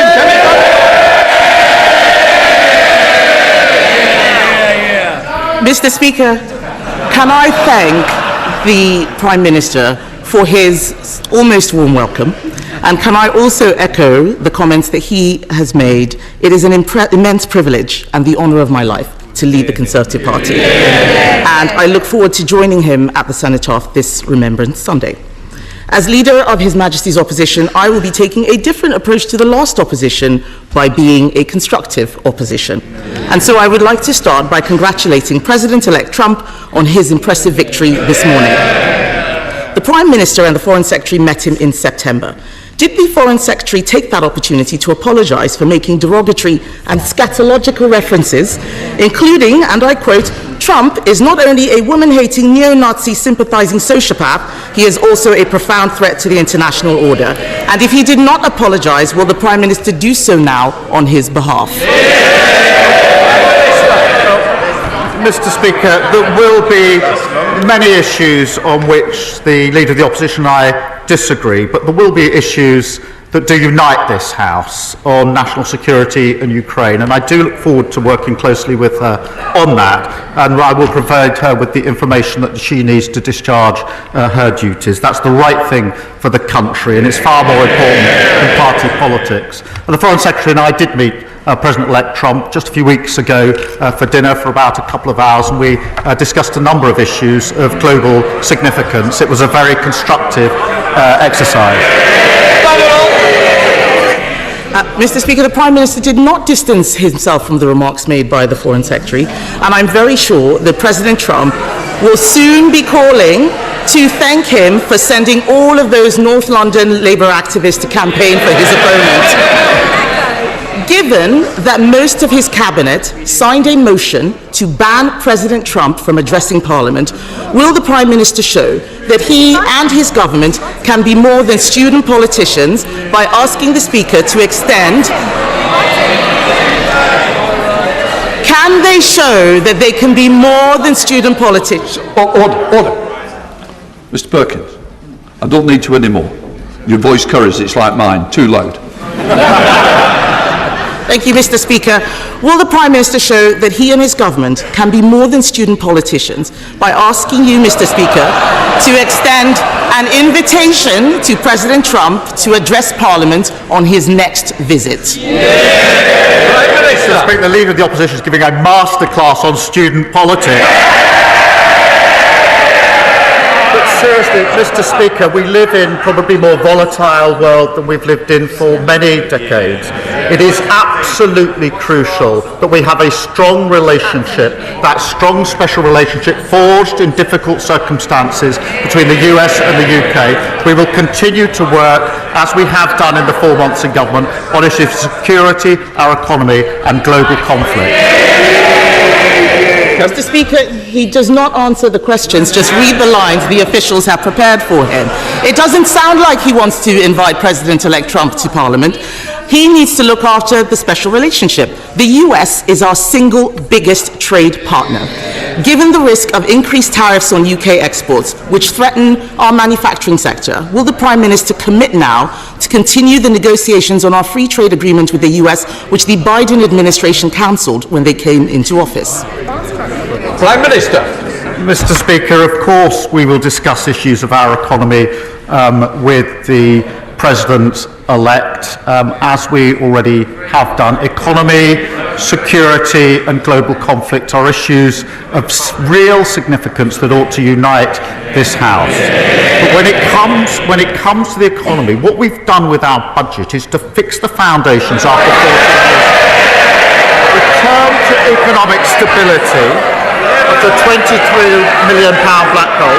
We've protected the pay slips of working people. We've done the single biggest investment in our country for a generation in the NHS, in schools and homes. We've given a pay rise to the 3 million lowest paid. If she's opposed to that investment or the pay rise for working people, she's a straight talker as I understand it, perhaps she should say so. Mr. Speaker, discuss, chat. He has no plans whatsoever. No plans whatsoever for building on the special relationship. He needs to realise that we in this country rely on our single biggest trade partner. President Trump is also right to argue that Europe needs to increase its defence spending. The last Conservative government committed to raising defence spending to 2.5% by 2030. Will the Prime Minister finally match this commitment? Mr. Speaker, there is no more important duty than keeping the people of this country safe. And it was the Labour government that signed the NATO treaty in the first place, and we are strong supporters. We have a strategic defence review. We are committed to 2.5%. Well, I would remind the last time 2.5 was met was under the last Labour government. 14 years, and they never did it once. Last year, the NAO identified a £17 billion black hole in the MOD finances. The former Defence Secretary said the previous government hollowed out the armed forces, and the plan they put forward at the election was pure fantasy. Mr. Speaker, he will not make that commitment. That is very clear. All that he is doing,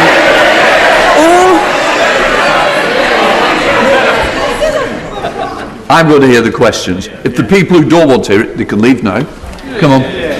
Mr. Speaker, he will not make that commitment, and yet the world is getting more dangerous. His Chancellor's budget did not even mention defence. The Chancellor's budget last week was a copy and paste of Bidenomics. It turns out that a high spending, high borrowing, high inflation approach is less popular than she may have thought. May I suggest he now urge her to change course, or is he determined to be a one-term leader? Prime Minister! The one thing I learned as Leader of the Opposition is it's a good idea to listen to what the government is actually saying. I think she just said that defence wasn't mentioned in the budget. It was 7 days ago that it was absolutely clear and central to the budget, as was economic growth. We are fixing the foundations. We're giving a pay rise to millions of people. We're picking up the mess that they left, 22 billion, and a tax rise and a pay rise for working people. And I haven't heard yet how welcome that pay rise for the 3 million lowest paid workers. Does she now welcome it? Do she stick to her previous policy that it's excessive? Mr. Speaker, I was the one who raised the minimum wage last year as business secretary. I have a strong record on this, but we need to make sure that we balance the books. His scripted lines are showing that he has not even listened to the budget himself. So I will try a different question. Perhaps he can give something that is unscripted to the people watching. Farmers across the United Kingdom, Mr. Speaker,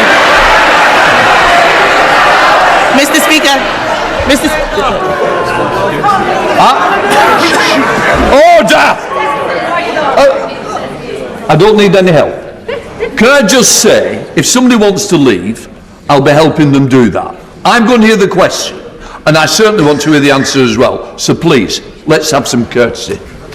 Mr. Speaker, we have heard him repeat the lines on the television, fixing the foundations and so on. But what does he say, over and over again, but what does he say to farmers who are facing uncertainty about their futures as a result of the increased taxes announced by the Chancellor?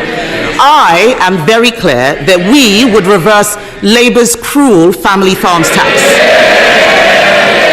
What can he say now to reassure the farming community, who provide security for the whole nation?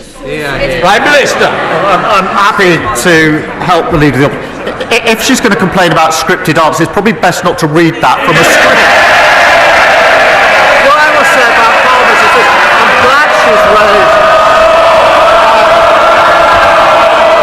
I'm glad she's raised farmers, because the budget last week put £5 billion over the next 2 years into farming. That's the single biggest increase, unlike the 300 million which was underspent under the last government.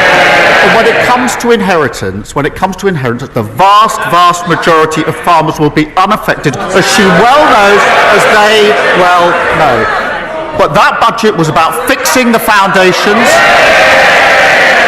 fixing the whole 22 billion that they left, and investing in the future of our country, investing in our NHS, investing in our schools, our hospitals and our homes. And I'm proud that that's the investment work. And if they oppose it, they should go out there and tell their constituents they're against that investment in the future of our country.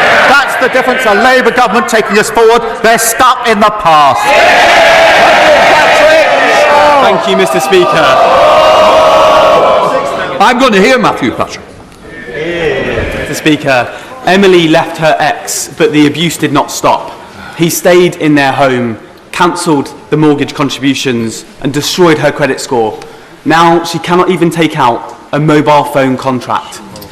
Surviving economic abuse and UK finance have made progress tackling this issue, but more has to be done. Will the Prime Minister and his government work with me to introduce new provisions so that we can restore the credit files for survivors of economic abuse like Emily?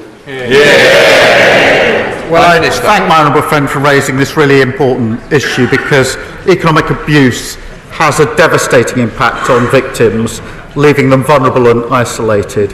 And we are committed to ending this national emergency and keeping women safe from domestic abuse, harassment and stalking. And Mr. Speaker, that includes 200,000 this year to the charity Surviving Economic Abuse, and HMRC have launched an online tool to help charities and businesses identify and respond to economic abuse. And I'll make sure he has a meeting with the relevant minister.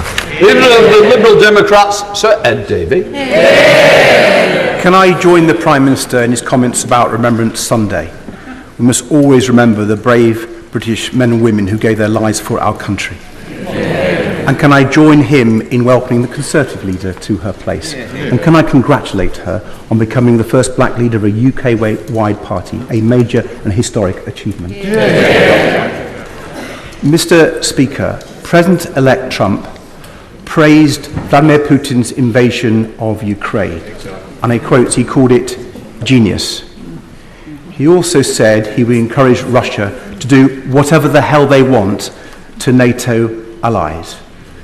So what action is the Prime Minister taking to encourage a Trump presidency to change its mind, because otherwise it's a huge threat to global security and to national security in the UK. Does he agree with me that the US will not oppose President Putin and support our brave Ukrainian allies? The UK must lead in Europe so that together we do. Prime Minister. Mr. Speaker, I'm very proud that in this House we are united on the question of Ukraine and clear about Russian aggression, and we will continue to do so. I've long taken the view that the only winner, if we are divided in this House, is Putin, and I'm not prepared to let that happen.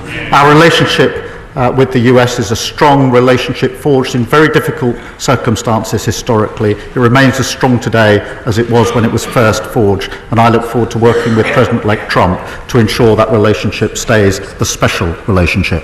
David. I'm grateful for the Prime Minister's comments on Ukraine, but Donald Trump has also said that trade wars are good. He calls himself tariff man. People are really worried that Trump trade wars and tariff will damage our economy, damage businesses, and hit the cost of living here in the UK.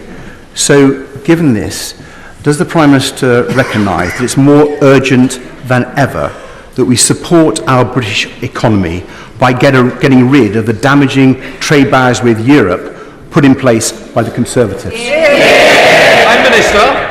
Well, Mr. Speaker, as you will know, we put the economy centrepiece to our budget, and we will do everything that we need to do to ensure our economy grows, and that's measured in living standards going up for working people across the country. Thank you. Alex Baker. Thank you, Mr. Speaker. There are so many families across Aldershot and Farnborough who have struggled for years to get their children the need they help with special educational needs. It is therefore shameful to read misguided claims that autistic people may well get better treatment and receive economic privileges and protections made by the Leader of the Opposition. Will the Prime Minister stand with families of autistic children and distance this government from those awful words? Mr. Speaker, I'll leave the Leader of the Opposition to respond to those words. As the recent NAO report exposed, under the previous government, children with SEND were being failed by the system, and this has come up, I think, now 5 times in the last 2 or 3 weeks at PMQs. It's clearly a serious issue. Our focus will be ensuring every child receives the right support to succeed in their education. Sosa Eastwood. Mr. Speaker, Prime Minister, Northern Ireland is considered one of the most dangerous places in Europe to be a woman. In the last 4 years, 24 women have been killed. But one of the most dangerous places for women and girls is online. I also want to pay tribute to the work of Belfast and Lisburn Women's Aid, who are tireless in their advocacy for women. So what is this government doing to keep women and girls safe online, not just in Lagan Valley, but right across the United Kingdom? Prime Minister. Well, the honourable member is right to draw attention to this issue. Misogyny and abuse, both online and offline, causes horrendous harm to women and girls across the UK. And can I just commend her honesty and bravery in speaking out about her own experiences and her dedication to creating safe spaces for women in her constituency. We must create a safer world online for women and girls through the Online Safety Act, mitigating the risk of illegal content and activity which is abusive or incites hatred. Everyone in Southwark will benefit from the positive measures in the budget last week, especially the thousands on the minimum wage getting a real terms increase to help themselves, help their families and help the economy. But the new leader of the Tory party, this week's leader, is on record as saying she wants to scrap it, having seemingly learnt nothing from July. Will the Prime Minister pledge to protect the minimum wage and increase it in this Parliament as finances allow? Prime Minister. Mr. Speaker, the last Labour government transformed the labour market with the national minimum wage, something which was opposed by the party opposite at the time. And sadly, they don't seem to have changed. I was surprised by the comments of the Leader of the Opposition. I was surprised to see the new Shadow Business Secretary say the minimum wage, and this is a quote, something legislators pass to make themselves feel good. I disagree, and I'm very proud of the fact that this Labour government has raised wages for 3 million of low-paid workers, and I expect the party opposite to welcome that. George Freeman! Thank you, Mr. Speaker. After 14 years shaping the UK's long-term strategies for life science, agri-tech, fusion and space, I welcome the government's industrial strategy. But too many of our great companies are being bought out by our competitors. To build the industries of tomorrow here, we need to unlock some of the hundreds of billions in UK pension funds in the city, only 3% of which are now investing in UK equities. With the new Lord Mayor making this a priority and the Mansion House speech imminent, will the new government commit to see through the last government's reforms to unlock British capital for British R&D growth? Well, I thank you for welcoming the industrial strategy, and I do know this is an issue close to his heart that he has spoken about and acted on for many years. The budget sees record numbers of R&D investment with over 20 billion next year, including over 2 billion to support our world-leading life sciences sector. And through the British Growth Partnership, we'll crowd in pension funds investment to support innovative business. And we've launched our landmark pensions review to unlock the billions of investment into the UK and boost growth and living standards across the country. Thank you. Catherine Fuchs. Mr. Speaker, as the Chancellor said last week, we were left a toxic legacy by the previous government, including rivers filled with polluted waste. Will the Prime Minister put the River Wye into special measures by designating it a water protection zone? And will he meet with me and the excellent cross-border Wye Catchment Partnership to deliver their plan to clean up the Wye? Prime Minister. The River Wye is one of our most important, iconic rivers, and we are working closely with the Welsh Government on this pressing issue. A destruction of our waterways should never have been allowed, and that's why we launched a water commission to attract investment and speed up infrastructure delivery. And we introduced legislation to enable tougher penalties and severe fines to crack down on polluters. I will make sure that she gets a meeting with the relevant minister. Part of the House to Rebedley. As a good lawyer, I know the Prime Minister will want to listen to the evidence. So if the evidence mounts from experts in organisations such as the NFU that smaller family farms of average size, 250 acres, are going to be severely impacted by this tax, in a spirit of compromise, will he listen to the evidence, keep an open mind, and perhaps be prepared to raise the thresholds to preserve our family farms? Mr. Speaker, we are listening to farmers, and the Environment Secretary and the Treasury Ministers met with the NFU on Monday of this week. We have taken a fair and balanced approach. The vast majority of farms will not be affected by this. But what I will also say this, having grown up in a rural community, I know that rural communities also need an NHS that's back on its feet. They also need schools that their children can go to and homes that their families can afford to live in. But we will continue to talk to the NFU and others. Thank you, Mr. Speaker. This week, the Leader of the Opposition told us that any outrage at suitcases full of wine and karaoke machines in Downing Street, whilst people across the country were told to stay at home, was all overblown. For the people and businesses in my constituency who followed the rules, many of us at great personal cost, this is an insult. Will the Prime Minister join me in ensuring that as a country we learn the lessons from COVID, and as a party the Conservatives learn the lessons of their behaviour too? Mr. Speaker, across the country people made enormous sacrifices during COVID. They missed weddings, births, deaths, really important moments in their lives and their families' lives. In doing so, they saved the lives of people they will probably never meet. That was a collective effort, and unfortunately the party opposite who set the rules did not follow them themselves. It was a betrayal of those that did. And I think the Leader of the Opposition was wrong to describe the public anger and upset as overblown. I'm sure she'll want to clarify that at the first opportunity.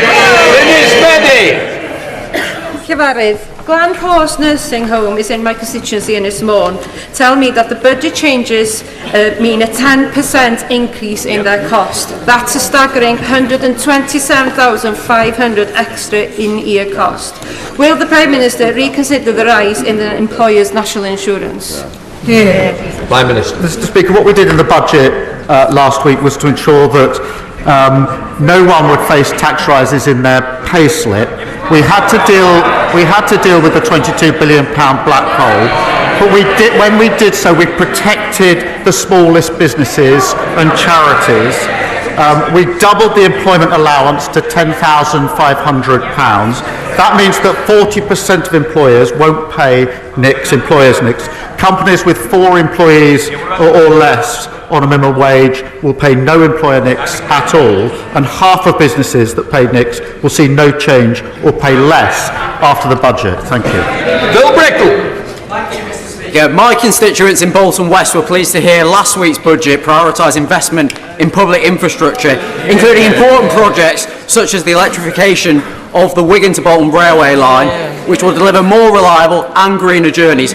Does the Prime Minister agree with me that investment in the key infrastructure of towns such as Horwich, West Horton, Blackrod and Bolton is the only way to deliver economic growth and prosperity for all? Prime Minister. Well, my honourable friend is a champion for the North West, and the budget secured investment for vital transport projects to transform connectivity across the north of England and drive economic growth. And that includes completing the Wigan to Bolton electrification, a really important momentum on the Northern Powerhouse Rail. Over £5 billion to support everyday journeys for working people. By restoring economic stability, increasing investment, we're taking our country forward. Victoria Collins. Thank you, Mr. Speaker.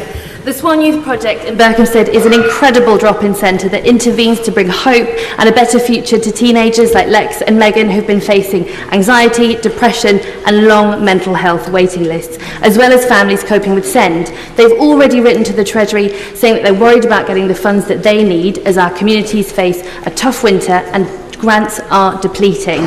Parole, the manager, also assures me that she makes a mean curry and would welcome the Prime Minister. So will the Prime Minister join me to discuss their concerns and ensure that organisations in the third sector like theirs get the support that they need as they work tirelessly for our communities? Prime Minister. She'll be pleased now. I've been to Berkhamsted a number of times. We've got very good friends who live there, and I want to pay tribute to the work of the Swan Youth Project, because too many young people, she's cited some, are struggling with mental health and not receiving the support that they need. And that's why we will recruit an additional 8,500 mental health workers and are introducing reforms to the Mental Health Act, long overdue, and that's happening today. Of course, we will also put more money into SEND, but we also need to look at reforming SEND, something that I think and hope will be supported across this House, and I'll make sure she gets a meeting with the relevant ministers about that. My right honourable friend, the Prime Minister, will know that after 14 years of Tory ideological hostility and cuts, our universities are in financial meltdown. In my own constituency of Norwich South, the University of East Anglia is having to make redundancies, as are many others. Our honourable friend, the Secretary of State for Education, has started to address the problem, but we need a longer-term solution that doesn't simply saddle more debt on our young people. So can my right honourable friend say how we can move to fix the foundations of higher education as we go forward?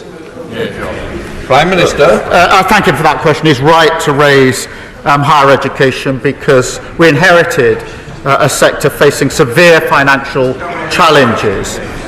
Universities have suffered real terms decline in their income, and the gap between disadvantaged students and their peers is the highest on record. We've had to take tough decisions to put that on a secure footing, but we are also taking the step of easing the living pressures by increasing the maintenance loans, which is worth £414 extra per year. Thank you, Mr. Speaker.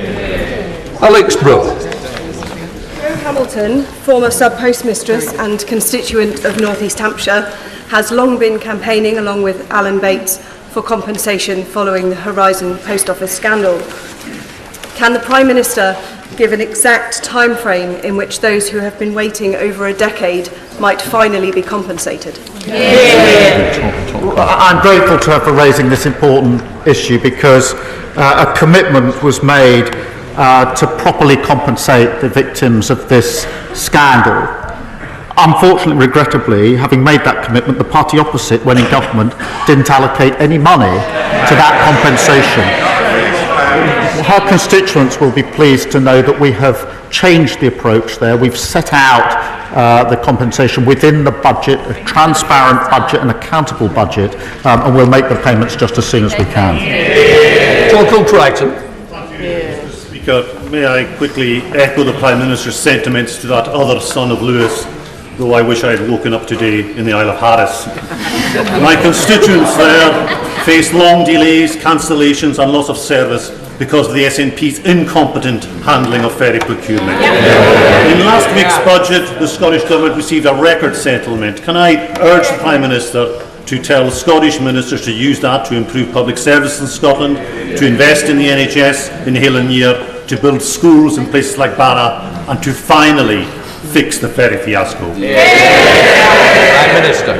Mr. Speaker, last week in the budget we delivered the largest settlement for the Scottish Government in real terms since devolution. That includes £3.4 billion through the Barnett formula, a fuel duty freeze, an increase to the national living wage, benefiting his constituencies and all those across Scotland. And the result of the budget is now clear. The SNP in power in Scotland have the powers, they now have the money, they've got no more excuses. Better be objecting. Thank you, Mr. Speaker. Does the Prime Minister really think it is acceptable for a backbench MP to suggest that the Leader of the Opposition represents white supremacy in blackface and is the most prominent member of white supremacy's black collaborator class, with all the race traitor innuendo that carries? And if he doesn't, why hasn't he removed the whip? Prime Minister. No, I don't. John Slinger. Thank you, Mr. Speaker. As a semi-retired violinist and rock musician asking a semi-retired multi-instrumentalist, I feel confident that the Prime Minister shares my belief in the importance of music education. Does my right honourable friend agree with me that as we unleash the potential of our country, we must invest in the educational infrastructure of creative arts subjects so that they're accessible to all? And will he visit my constituency to see the great work of the schools there, despite the inheritance we received? Prime Minister. I'm not sure about the description semi-retired, although that may be the wish of the party opposite. But on music, what I do know from personal experience is music, the creatives and art are really important for children and young people in terms of the pleasure it gives them, the knowledge, but the working in groups and the leadership, and that's why we are determined to ensure that they are counted subjects again within the curriculum, which will encourage many more schools to provide it within the curriculum and enrich the futures of children and young people across the country. James Cleverly.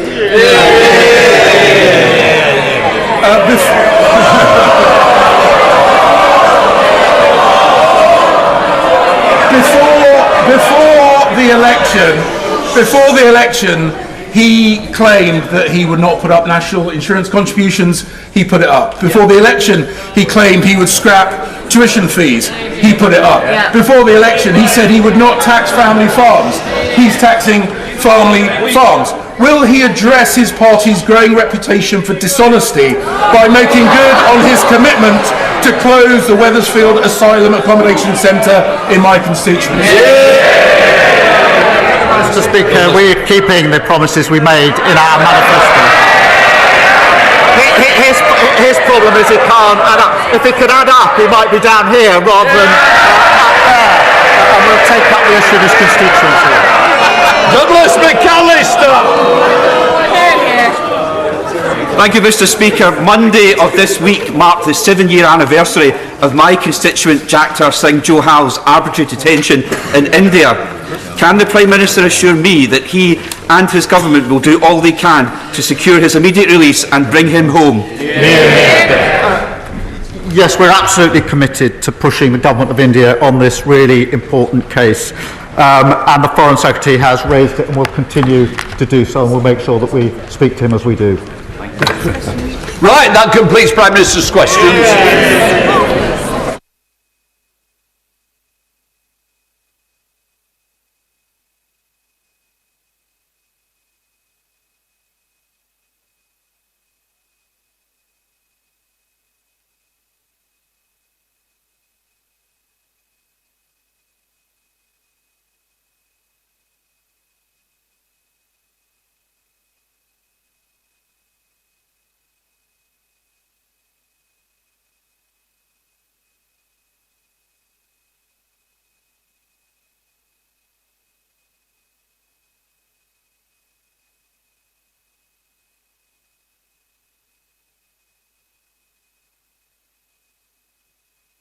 Urgent question, leave the House. Is it related to PMQs?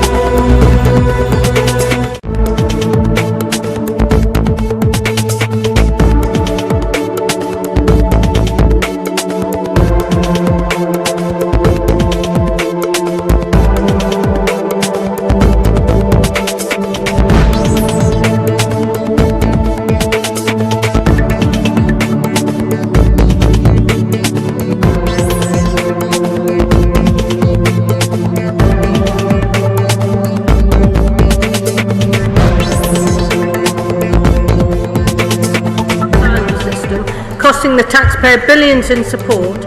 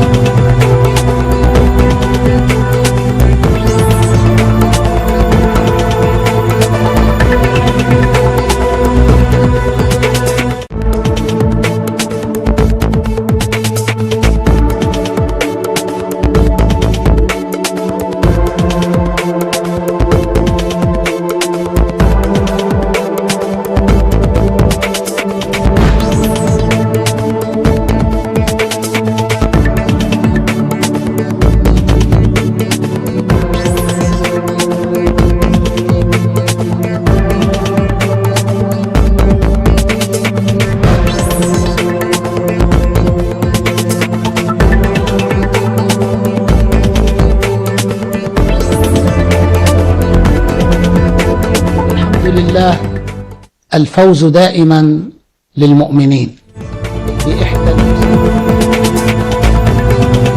الشهادة. سيدنا وقائدنا سماحة السيد حسن رضوان الله تعالى عليه نموذج للسيد الجليل القائد الذي مضى في سبيل الله تعالى وأعطى هذه العطاءات الكبيرة. هو قائد قدوة، مرب ملهم، شجاع مقدام، علم في مدرسة الولاية، راية لتحرير فلسطين. كلماته نور هداية، مواقفه نهج الحياة العزيزة، سكن القلوب في أصقاع الأرض كرمز للمقاومة. عرفه إمامنا القائد الإمام الخامنئي دام ظله بأن قال عنه: هو لا مثيل له، وهذا تعريف عظيم. بنى سيدنا حزبا مقاوما على ثوابت الإسلام المحمدي الأصيل، منهجه منهج الولاية كجزء من الإيمان وحياة الاستقامة. بنى حزبا يجمع شرائح المجتمع بأسرها، هو حزب الكبار والصغار والنساء والشيوخ والعجزة، هو حزب الأحرار والمقاومين والشرفاء، هو حزب المثقفين والعاملين، وكل شخص يمكن أن يكون جزءا لا يتجزأ من هذا الحزب الذي بناه هذا القائد العظيم. هو حزب يقاوم ويعمل لبناء الوطن، يقاوم في مواجهة العدو الإسرائيلي، ويعمل لبناء الوطن في الواقع السياسي الداخلي وفي كل المؤسسات التي ترتبط بهذا الواقع. حزب له هيكلية منظمة وامتداد في كل الميادين: الثقافية والسياسية والجهادية والاجتماعية والتربوية والاستشفائية. في كل الميادين هذا الحزب الذي بناه يعمل. المقاومة في هذا الحزب أساس متين عددا وقوة وتخصصا وإيمانا وشجاعة وتحديا لأعتى الأعداء. لقد أحيانا في حياتنا وأحيانا في مماته، سيبقى حيا في شهادته. ولا تقولوا لمن يقتل في سبيل الله أموات، بل أحياء ولكن لا تشعرون. سيستمر معنا ونستمر معه، وستبقى المقاومة وتكبر وتكبر. لقد حاز أرفع الأوسمة وأعلاها وأرفع ما في الأوسمة، وسام قائد المقاومة في المنطقة، وسام حبيب المجاهدين المقاومين والكبار والصغار وأحرار العالم، وسام عشق الحسين سلام الله تعالى عليه وعلى طريقه ونهجه، وسام ابن الولاية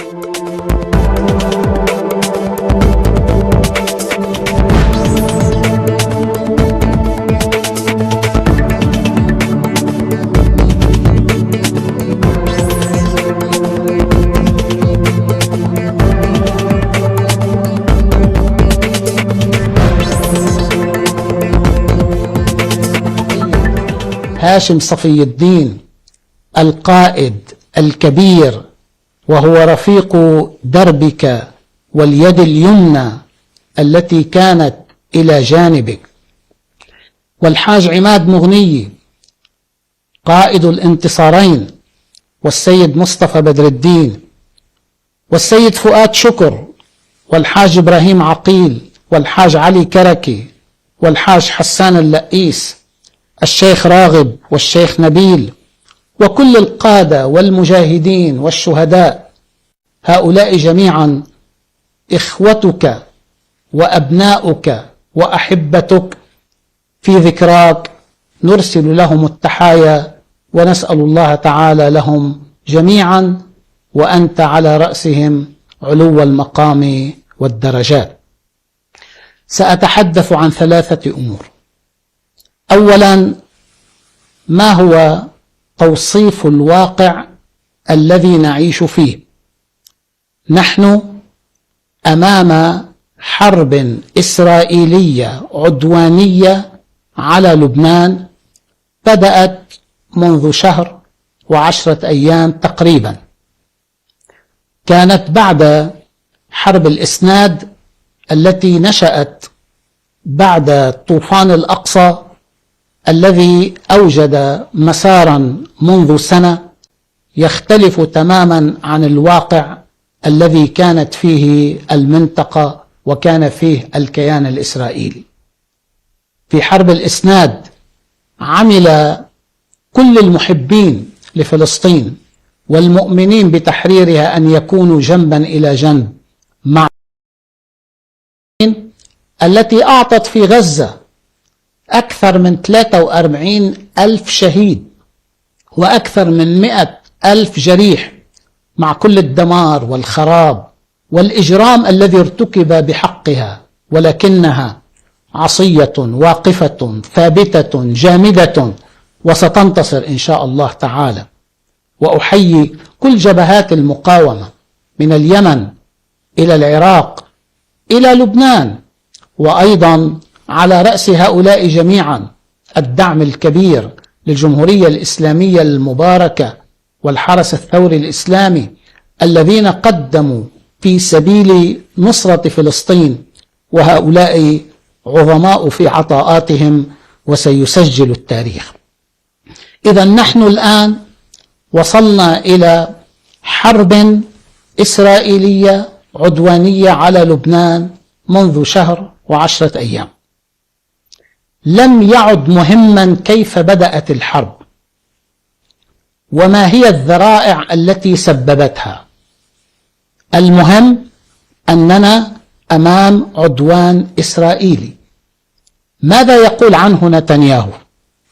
يقول إنني لا أحدد موعدا لنهاية الحرب، لكنني أضع أهدافا واضحة للانتصار فيها. ما هي أهدافه؟ في الكلمة نفسها بعد أن التقى هوكشتاين وخطب في الناس قال إننا نغير وجه الشرق الأوسط. إذن نتنياهو أمام مشروع كبير جدا يتخطى غزة وفلسطين ولبنان إلى الشرق الأوسط. ما هي خطوات هذا المشروع من خلال الحرب على لبنان؟ هناك 3 خطوات. الخطوة الأولى إنهاء وجود حزب الله. الخطوة الثانية احتلال لبنان ولو عن بعد في الجو والتهديد وجعل لبنان شبيه بالضفة الغربية. ثالثا العمل على خارطة الشرق الأوسط. هذه الخطوات أرادها نتنياهو وبدأ بحربه على لبنان لينجز الخطوة الأولى. نحن منذ سنة 2006 بعد عدوان تموز، بعد الوعد الصادق، نستعد بكل أشكال الاستعداد تدريبا وتسليحا وعديدا وإمكانات في المجالات المختلفة، لأننا نتوقع هذه النتيجة التي وصلنا إليها. كنا نتوقع أن تحصل الحرب في يوم من الأيام، ولذلك استعدينا.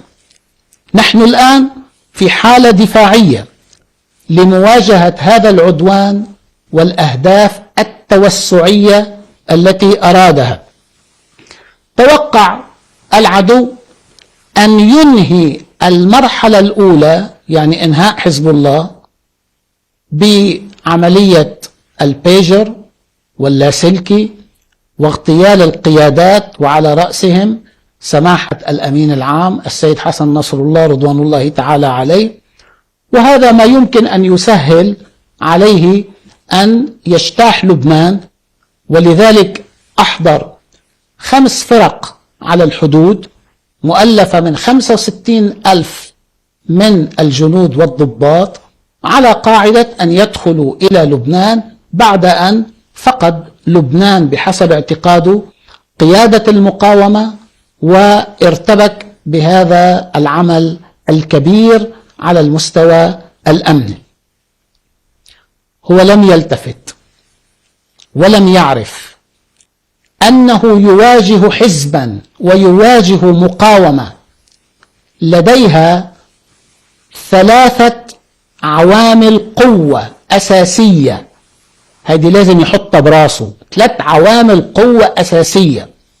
أولا، المقاومون والحزب يحملون عقيدة إسلامية صلبة راسخة تجعلهم يقفون مع الحق والثبات والتحرير والاستقلال والعزة والكرامة بشكل لا يمكن أن يزعزعهم شيء.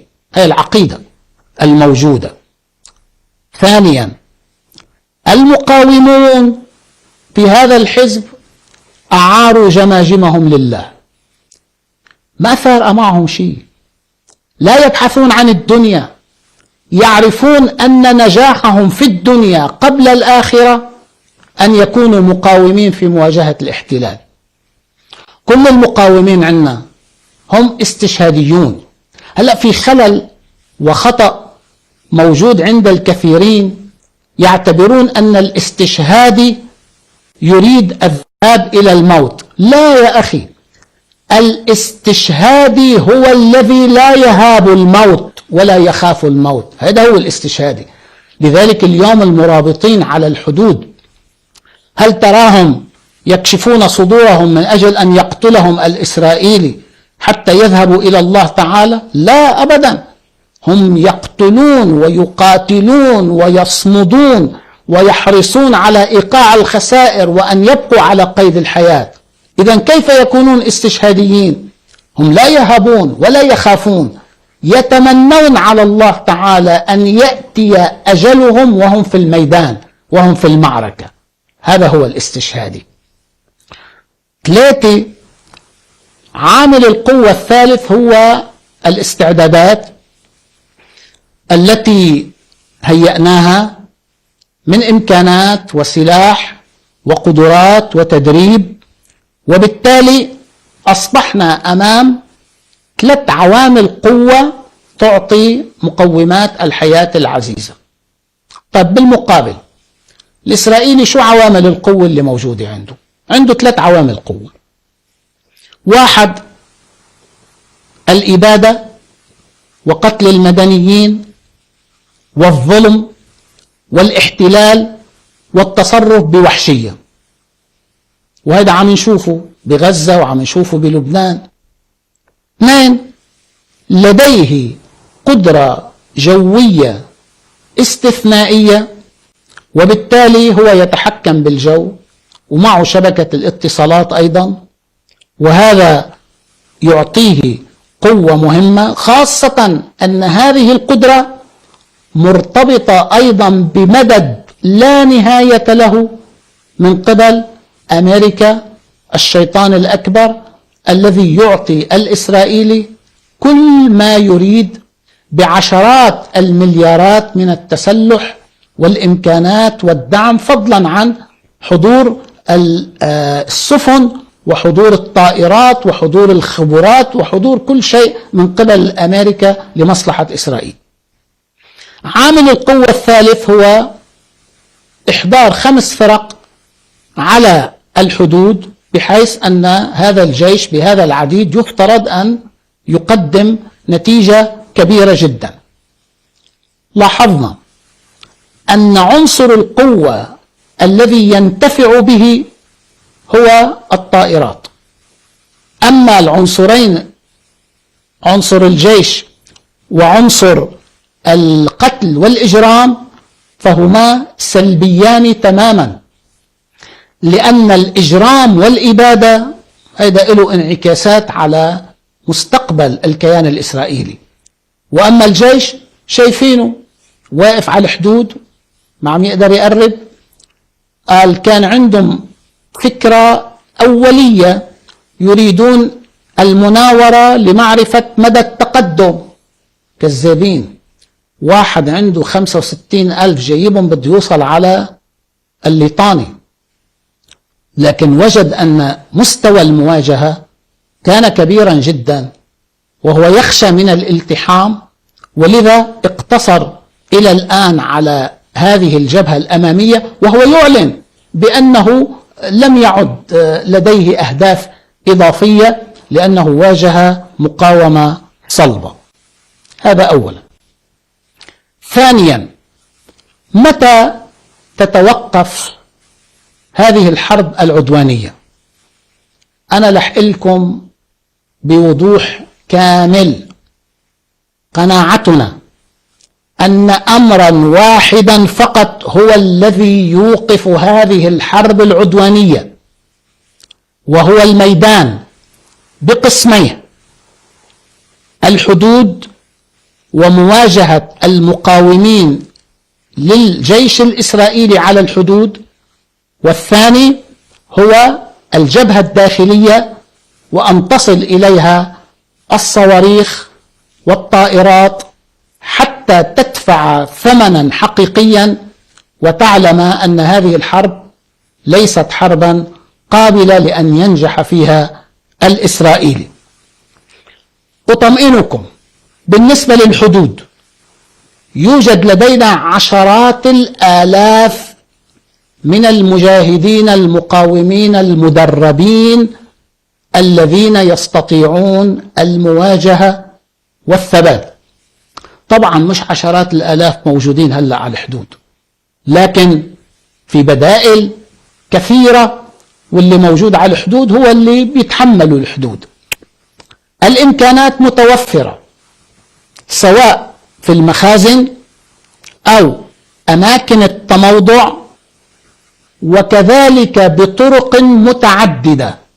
ما تخافوا على الإمكانات، الحمد لله موجودة وقابلة لأن تمدنا لفترة طويلة إن شاء الله تعالى.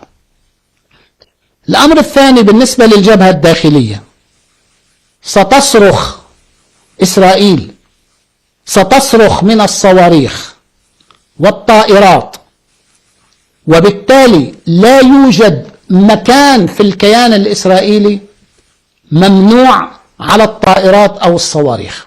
على كل حال الأيام آتية، والأيام الماضية كانت نموذج، والذي سيحصل سيكون أكثر فأكثر. نحن لن نبني توقع وقف العدوان على حراك سياسي، ولن نستجدي لإيقاف العدوان. سنجعل العدو هو الذي يسعى إلى المطالبة بوقف العدوان. يعني هو بده يوصل وقت يقول أنا خلص ما عاد قادر، لأنه كل العوامل الأخرى مع اندفاع نتنياهو، مع اعتقاده أنه بيقدر يحقق شيء، ما بتنفع. حتى نحن الآن لا نبني لا على الانتخابات الأمريكية سواء نجحت هاريس أو نجح ترامب، ما إلى قيمة بالنسبة لنا، ولا نعول على الحراك السياسي العام، ولا نعول على أنه اكتفى نتنياهو ببعض المكتسبات. لا، حنعول على الميدان، حنخليه يدرك تماما أنه في الميدان خاسر وليس رابحا، وهذه الخسارة ستمنعه من تحقيق أهدافه. نحن بالنسبة إلينا كحزب الله كمقاومة خيارنا الحصري هو منع الاحتلال من تحقيق أهدافه. شو حيقدر يحقق؟ إلى الآن على الجبهة الأمامية ما قدر يحقق اللي بده إياه، بالاعتداء على الناس ما قدر يحقق اللي بده إياه، محاولة التهجير والنزوح من أجل أن يضغط من خلال الناس علينا ما نجح، لأن هؤلاء الناس يعشقون المقاومة، أولادهم مقاومة، أرواحهم مقاومة، بيوتهم مقاومة، مستقبلهم مقاومة.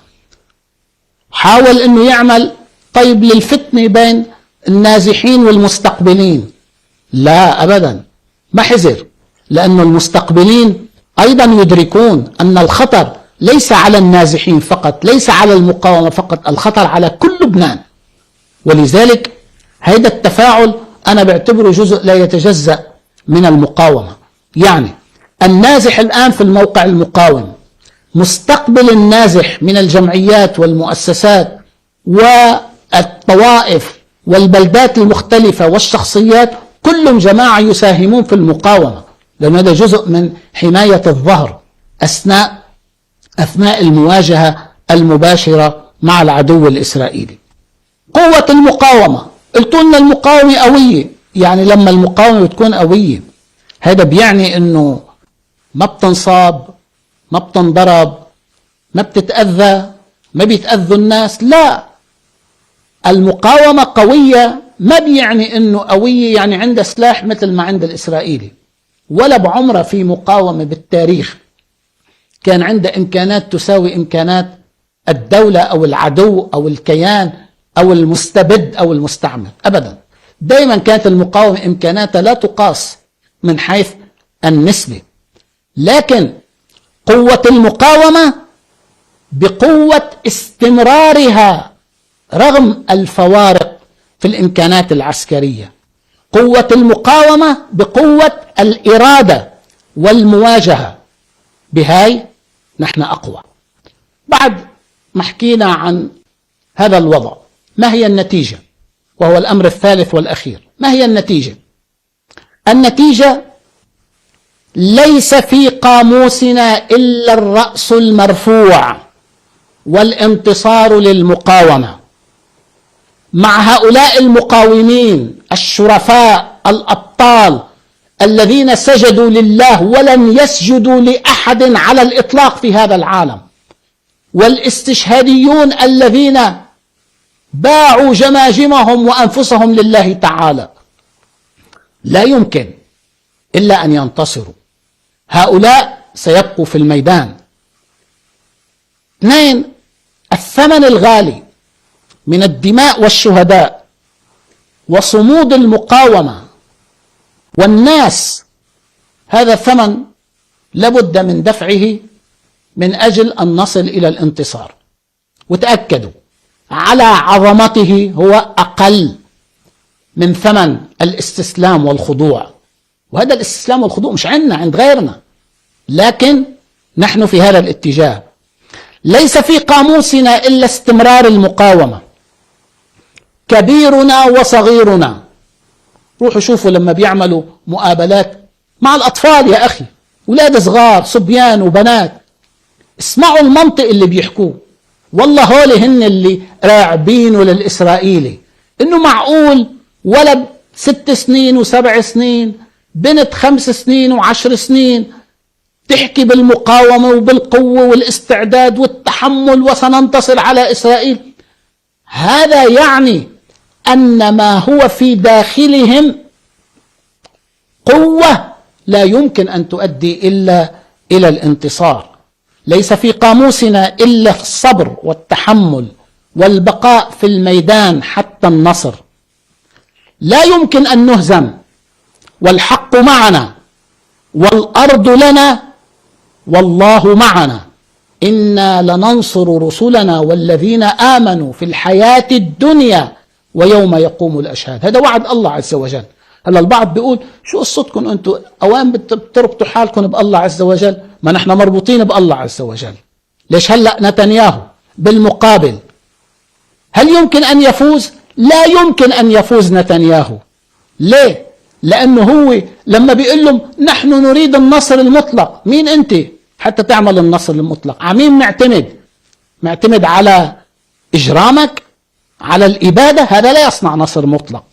معتمد انه انت عندك صلاحيات اخذتها من الكنيسة، وبالتالي غصما عن اكثر من نصف الشعب الاسرائيلي تقوده الى ما تريد، وعم بيطالبك بالاستقالة، وعم بيطالبك بانك انت تترك الموقع اللي انت فيه. مين انت حتى توعدهم بالنصر او عندك قدرة للنصر؟ على كل حال نحن بنمشي بالسنة الالهية ومتأكدين من النصر، وهو عم يمشي بسنن الشيطان وعم بيقول انه بده ينتصر، لكن نحن متأكدين انه سينهزم. عندما يقرر العدو وقف العدوان هناك طريق للمفاوضات حددناه بشكل واضح. التفاوض غير المباشر عبر الدولة اللبنانية والرئيس بري الذي يحمل راية المقاومة السياسية التي تؤدي إلى مكانة لبنان وتؤدي إلى وقف العدوان. أساس أي تفاوض يبنى على أمرين: أولا وقف العدوان، ثانيا السقف للتفاوض هو حماية السيادة اللبنانية بشكل كامل غير منقوص. هنا أريد أن أعرج قليلا على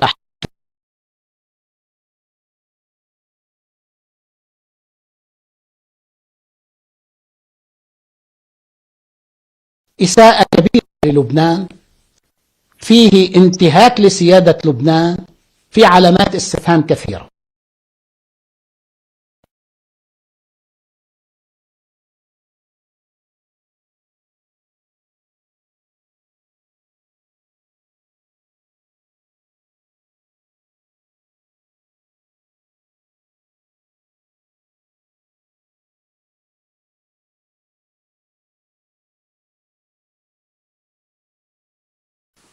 وأيضا فليسأل اليونيفيل وخاصة الألمان ما الذي رأوه في تلك الليلة وما الذي فعلوه في تلك الليلة ويطلع الناس عليهم.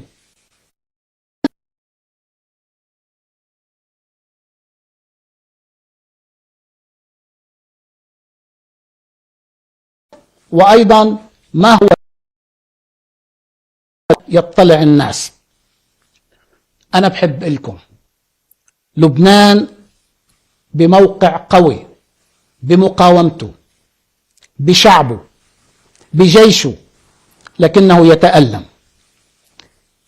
ولكن اعلموا أننا نؤلمهم كما يؤلموننا.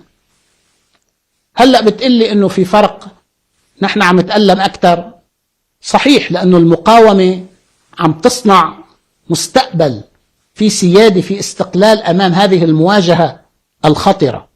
ولكن هن كمان شوفوا خسائرهم، شوفوا جيشهم على الحدود. خلال هاي الفترة البسيطة 40 يوم أكثر من 1000 جندي وضابط بين قتيل وجريح، وهن مش معترفين بالعدد الصحيح. أكثر من 45 دبابة مركافة ضربت، بيقربوا على بعض القرى وبيرجعوا لورا. المستوطنون هن بيقولوا انه في 60-70 ألف هن اللي كانوا تاركين. هلأ كم واحد تارك؟ بيروح صاروخ بيقول هذا الصاروخ نزل 120 ألف على الملاجئ. هاي الطيارة المسيرة نزلت 800 ألف على امتداد الشمال. هذا الصاروخ اللي وصل إلى تل أبيب نزل 2,000,000. شو هذا؟ كلها هزائم. وبالتالي وهذا ألم، فضلا عن أنه حياتهم مخربطة، عندهم مشكلة اقتصادية، ما قدروا يحققوا ولا إنجاز من الإنجازات اللي قالوها. صورتهم في العالم صورة سيئة جدا. ايمتين كنا نحن نشوف انه في مظاهرات بتصير بالعالم وبأمريكا بتطالب بالقضية الفلسطينية، والآن بتطالب بحق لبنان. على كل حال هؤلاء يتألمون، ولكن الفرق أنهم لا يرجون من الله ما نرجوه. إن كنتم تألمون فإنهم يألمون كما تألمون، وترجون من الله ما لا يرجون. إن شاء الله النصر لإلنا. إذا كانوا مراهنين إنه بيطولوا الحرب بتصير حرب استنزاف، على مهلكم تعملوا حرب استنزاف. نحن حاضرون مهما مر الوقت، سنبقى صامدين واقفين مستعدين نواجهكم. لن تنتصروا ولو طال الزمن. أمة أنجبت سماحة السيد حسن لا يمكن إلا أن تكون منصورة. أمة قادها سماحة السيد رضوان الله تعالى عليه ستصل إلى أهدافها مرفوعة الرأس. أمة بايعة الحسين ستهزم الأعداء. هيهات منا الذلة. رأيتم تجارب كثيرة. هذا زمن الانتصارات ولا زمن الهزائم، وسننتصر ولو بعد حين. والسلام عليكم ورحمة الله وبركاته.